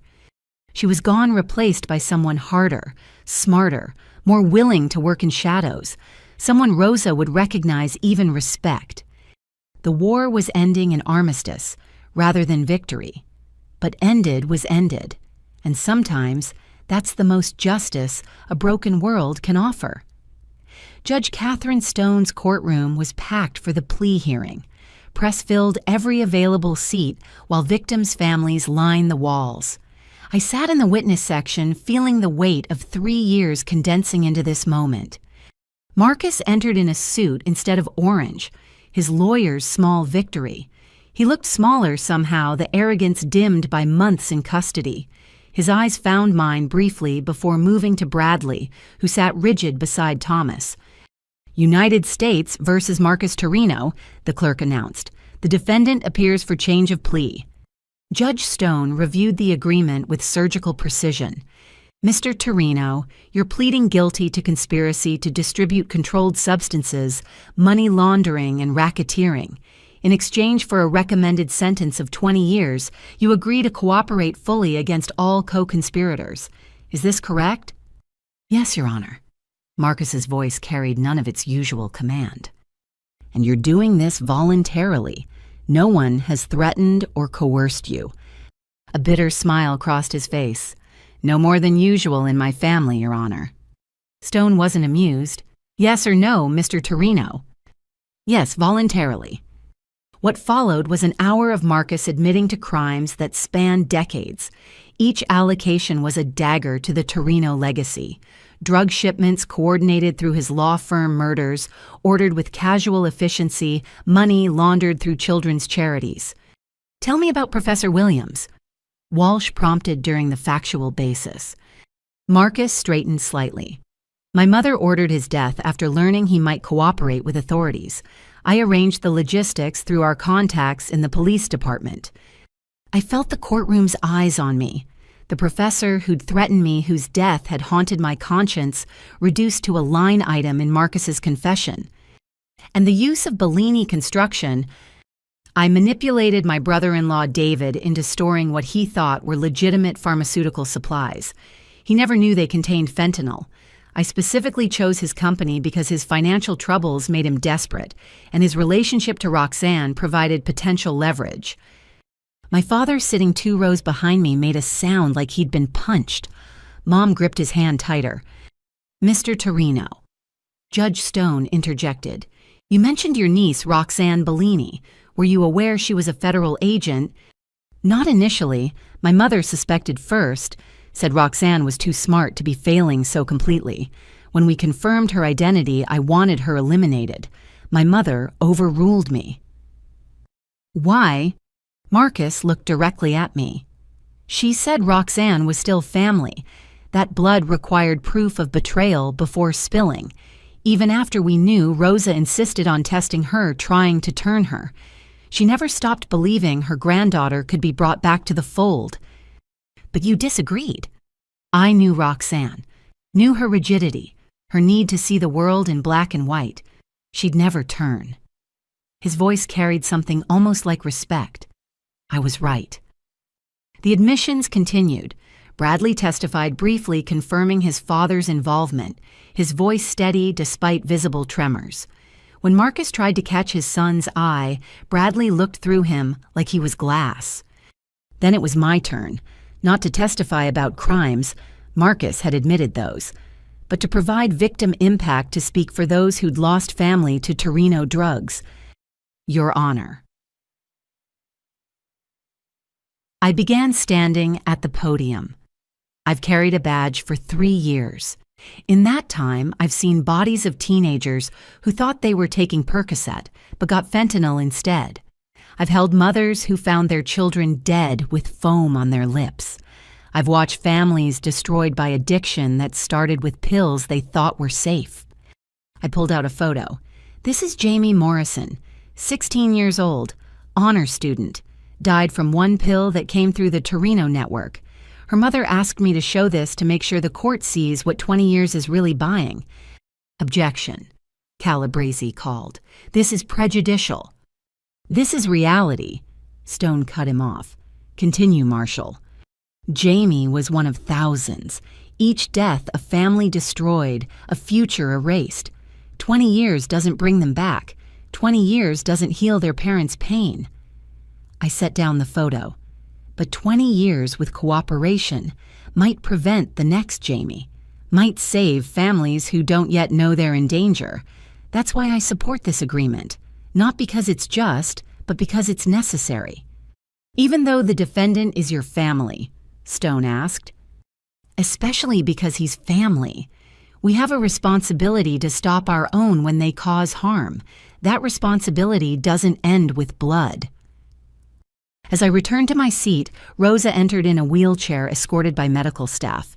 The cancer had ravaged her in months, reducing the family matriarch to skin and sharp bones. But her eyes remained bright, dangerous. Your Honor, Walsh stood.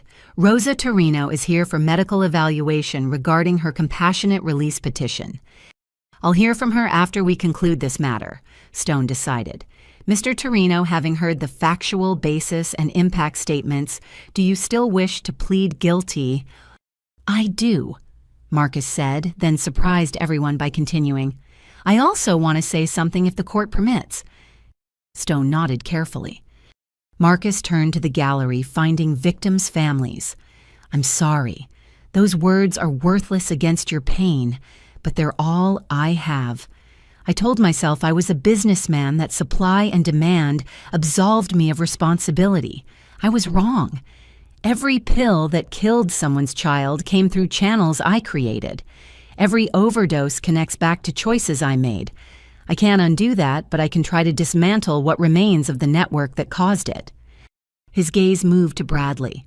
I'm sorry to my son, who deserved a father instead of a monster, who showed more courage in defying me than I ever showed in my entire life. I'm proud of who you became despite me. Bradley's composure finally cracked, tears streaming down his face. Thomas wrapped an arm around him, whispering comfort. And to my niece, Marcus found me again, who I mocked for failing when she was actually succeeding beyond my comprehension. You were right to choose justice over family, right to stop us. I'm sorry it cost you so much to do it. He sat down heavily, seeming to age years in moments. Whatever else Marcus was, criminal, killer, corruptor, in that moment he was also just a man facing the wreckage of his choices. The court accepts the defendant's plea, Stone announced after a long pause. Sentencing will be in 90 days pending completion of cooperation. Marshal, please take the defendant into custody. As they led Marcus away, he passed Rosa's wheelchair. Mother and son locked eyes, a lifetime of crime and blood between them. You were always weak, Rosa said, voice barely a whisper but carrying through the silent courtroom. Emotion over empire, just like your father. Maybe, Marcus replied, but weak is better than whatever you are. They took him through different doors, the Torrino dynasty splitting into parallel prisons. Now, Judge Stone said, steel in her voice, let's discuss compassionate release for a woman who showed no compassion to anyone. Walsh presented the medical reports: terminal liver cancer, multiple organ failure, weeks or months to live. Rosa's lawyer argued she posed no threat, that dying in prison was cruel punishment.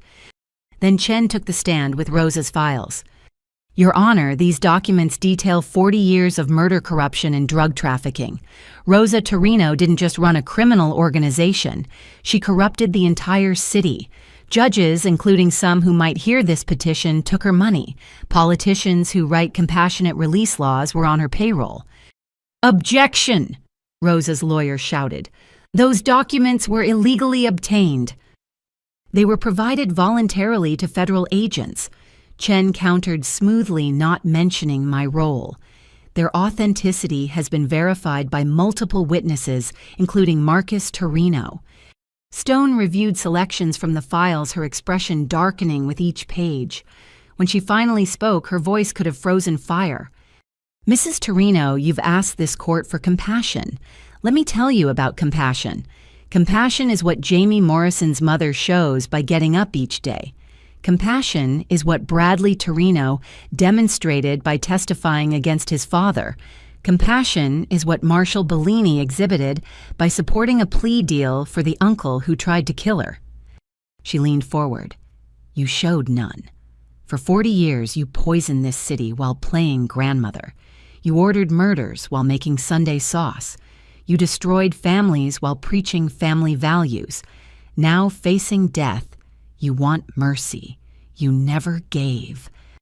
I'm dying, Rosa said simply. What harm can an old woman do? The harm you've already done echoes through generations. Children orphaned by your drugs, families destroyed by addiction, communities ravaged by the violence you orchestrated. Stone's voice hardened further. You'll die in custody, Mrs. Torrino. Not because the court lacks compassion, but because justice demands it. Petition denied. Rosa smiled, actually smiled. Then I'll die as I lived, unbowed, unbroken, A coughing fit cut her off, blood speckling her lips. Medical staff rushed forward, wheeling her out as she struggled for breath. But her eyes found mine one last time, and in them I saw not defeat, but satisfaction. Even this was part of some plan, some final move in her endless game. The courtroom slowly emptied. In the hallway, my parents waited with Bradley and Thomas. We stood in awkward silence, a family remade by trauma. It's over, Mom said finally.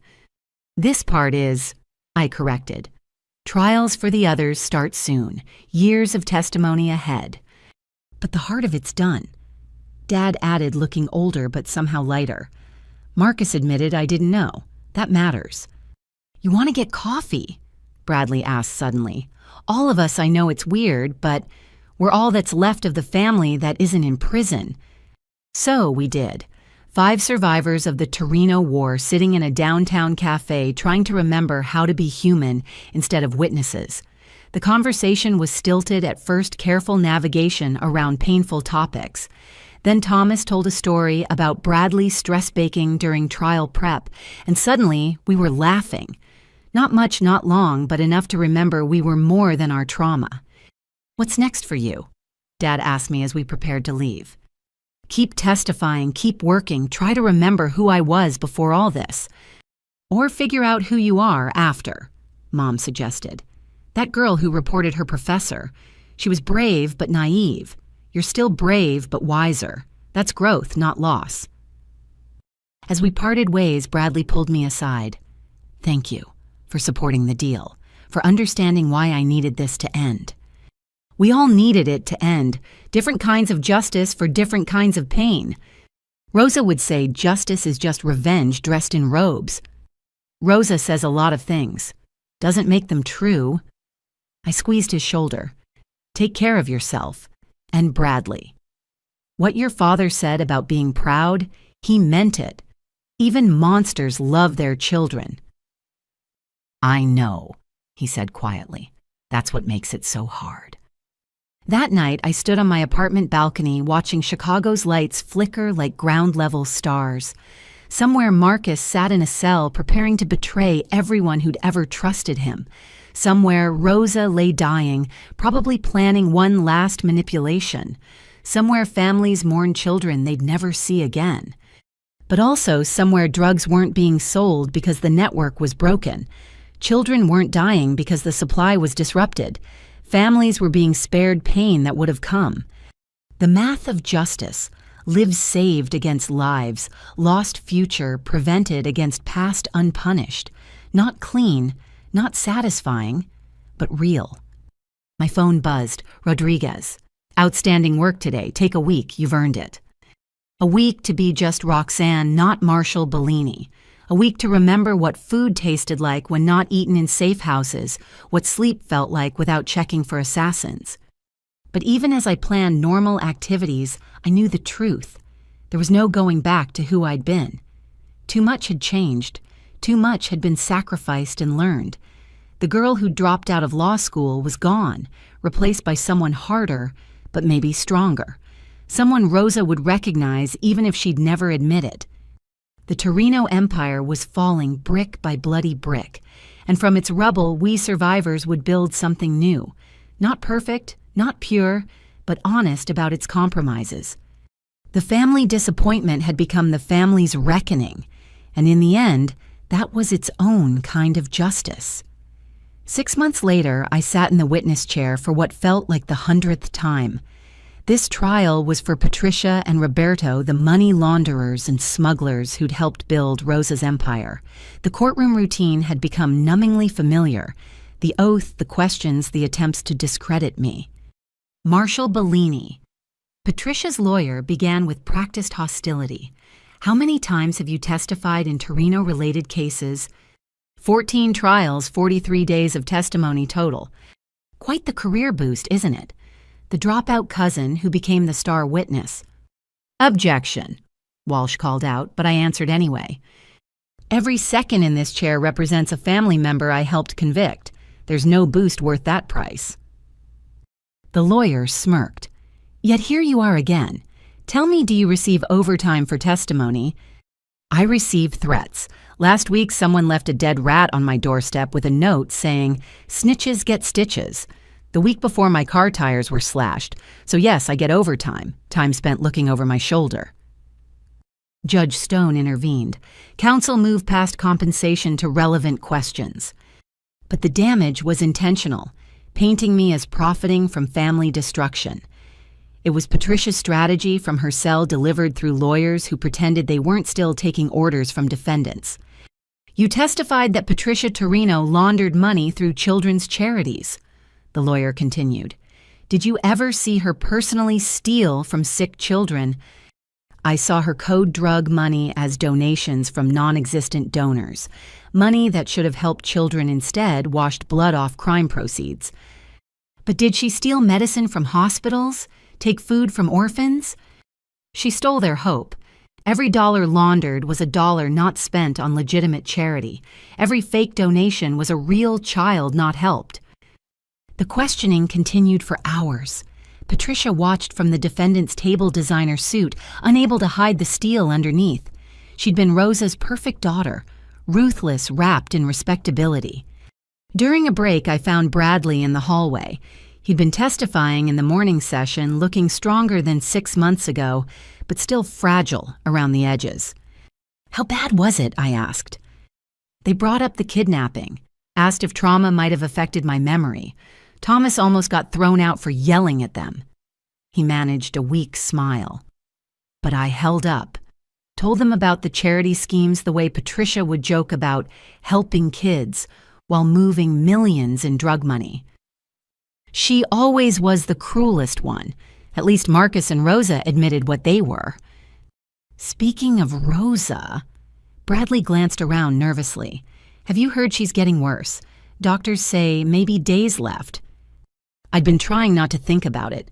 Rosa dying meant something ending, not just a life, but an era. Even from her medical ward cell, she cast shadows over everything. "She's asked to see you," Bradley added quietly. "Final request." "No." The word came instantly. "She's had months to say anything important. This is just one last manipulation." "Maybe. Or maybe a dying woman wants to see her granddaughter one last time." That dying woman ordered murders, destroyed families, corrupted everything she touched. I felt the old anger rising. She doesn't get deathbed redemption. Bradley nodded understanding. We'd all drawn our lines with Rosa boundaries necessary for survival. The afternoon session focused on Roberto's smuggling operations. I detailed Root's methods, the bodies hidden in shipping containers when deals went bad. The jury looked appropriately horrified, middle-class people learning their city's dirty secrets.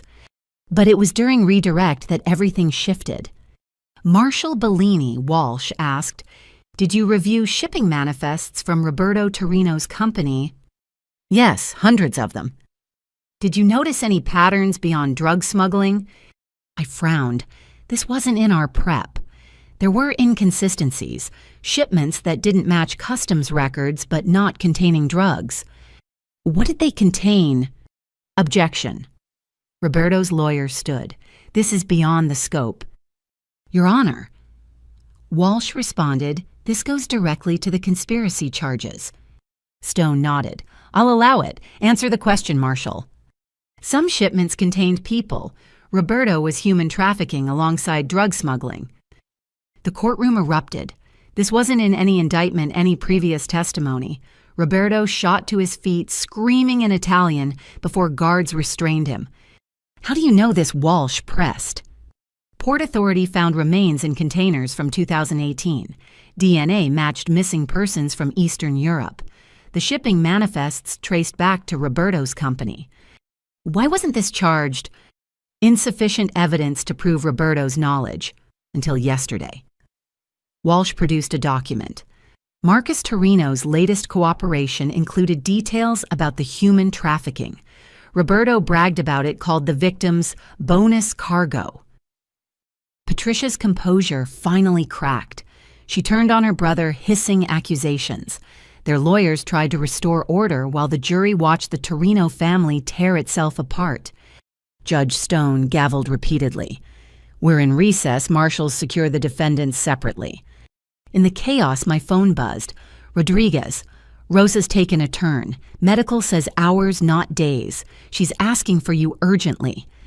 I stared at the message, then at the courtroom where Patricia and Roberto's empire crumbled.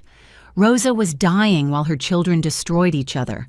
Poetic justice or just pathetic ending? Bellini. Thompson appeared at my shoulder. "Rodriguez wants you at the hospital, says it's your choice, but he thinks I should go." "He thinks you'll regret not going. Last chance for answers, closure, whatever you need from her." What I needed from Rosa was impossible. Admission of guilt, genuine remorse, explanation for how family became commodity. But maybe seeing her die would be closure enough. "I'll drive you," Thompson offered. "Security's tight there anyway."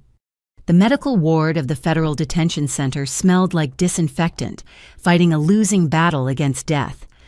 Rosa's room was under heavy guard, but they waved me through after checking weapons.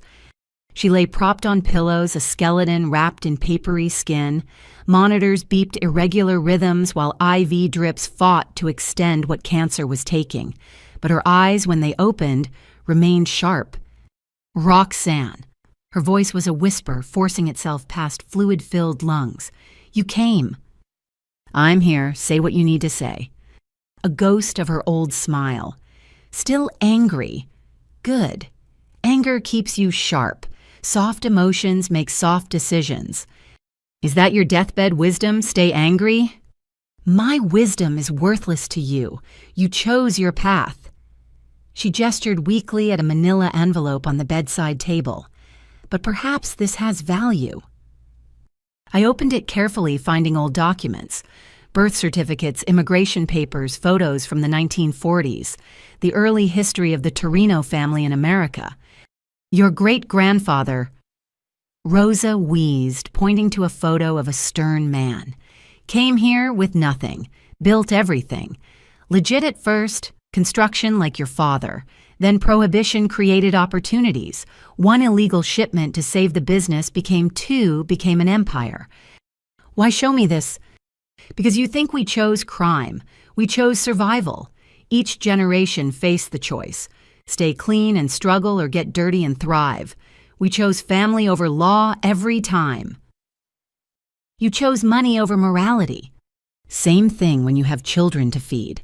When legitimate banks won't loan to Italians, when cops take bribes but won't protect your neighborhood. She coughed specks of blood on her lips. Every crime began as necessity. And ended as greed. Yes. The admission surprised me. Success corrupted what survival built. I forgot why we started remembered only the power. That's why I wanted you to take over. You understood necessity without losing sight of morality. I would never... You already did. Blackmailed lawyers used dirty cops killed to save Bradley. Necessity made you compromise every principle. Her eyes held mine. The only difference between us is degree. And the fact I stopped, walked away, chose justice. Chose sides, but justice. She laughed a wet sound full of razors. Watch Patricia and Roberto destroy each other. Watch Marcus betray everyone. Watch the violence that fills our vacuum. Is Chicago safer? Are fewer children dying? I couldn't answer. New suppliers had moved and other families expanded. The drugs flowed from different sources, but still flowed. I'm not here for philosophy, I said finally. What did you really want? To see you once more. To give you that envelope. To tell you... She paused, gathering strength. To tell you I'm proud. You destroyed us, but you did it with strength, intelligence, courage. Everything I taught you used against me. A grandmother's pride and pain together. I don't want your pride. But you have it. Along with my eyes, my stubbornness, my ability to do necessary things. She reached out with one skeletal hand. We are not so different, granddaughter, both willing to sacrifice for our version of family. Against my better judgment, I took her hand. It felt like holding twigs wrapped in rice paper. There's one more thing, she whispered. In that envelope at the bottom, for your eyes only. I found it. A sealed letter with my name in her careful script. Don't open it here, she said. After, when you need to understand. Understand what? But her eyes were closing, energy spent. Take care of Bradley. He's fragile. The ones who feel most break easiest. And Roxanne. When they offer you promotion, big cases, career advancement, remember that justice and ambition wear the same suit. Don't let success corrupt what survival built. Her hand went limp in mine. For a moment I thought she'd died, but monitors showed a threadbare pulse continuing. Goodbye, Rosa.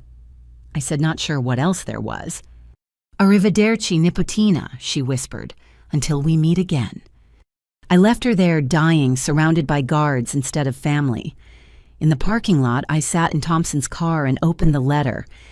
My dearest Roxanne. It read, if you're reading this, I'm gone and you're wondering why I really asked you to come. The truth is simple. I needed to see that my legacy isn't just crime and death. It's also you. The strength to stand against family, the intelligence to destroy an empire, the courage to choose justice. I gave you those too. You are my redemption, even as you are my destroyer. The family I built is ending. The family you build will be better. But remember, every family begins with necessity and survives through compromise. Choose yours wisely, with love and regret. Nonna. I read it twice, then folded it carefully. Thompson waited quietly, understanding some moments needed silence. Back to court, he asked finally. Yeah, still have testimony to finish. As we drove, my phone rang. Rodriguez. Rosa Torrino died at 3:47 p.m. Peaceful, they say. Last words were in Italian. Something about family being eternal. Thanks for letting me know. You okay?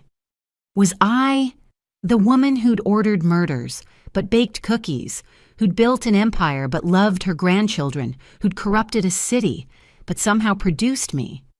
She was gone. The last of the old guard taking her secrets and justifications to the grave.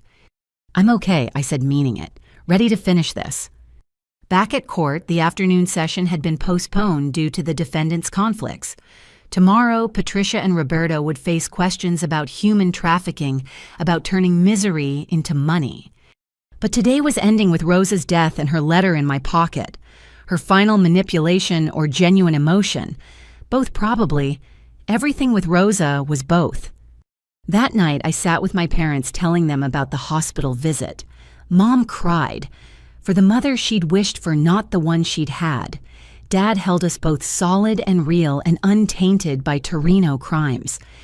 It's really over now, he said. With her gone, it's really done. But I felt the weight of the letter, the warning about success corrupting what survival built.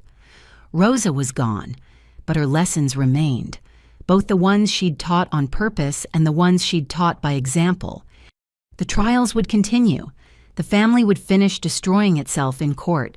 Chicago would slowly heal from Torrino poison. And I would keep testifying, keep fighting, keep walking the line between justice and vengeance that Rosa had made so thin. The family matriarch was dead. Long live whatever came next.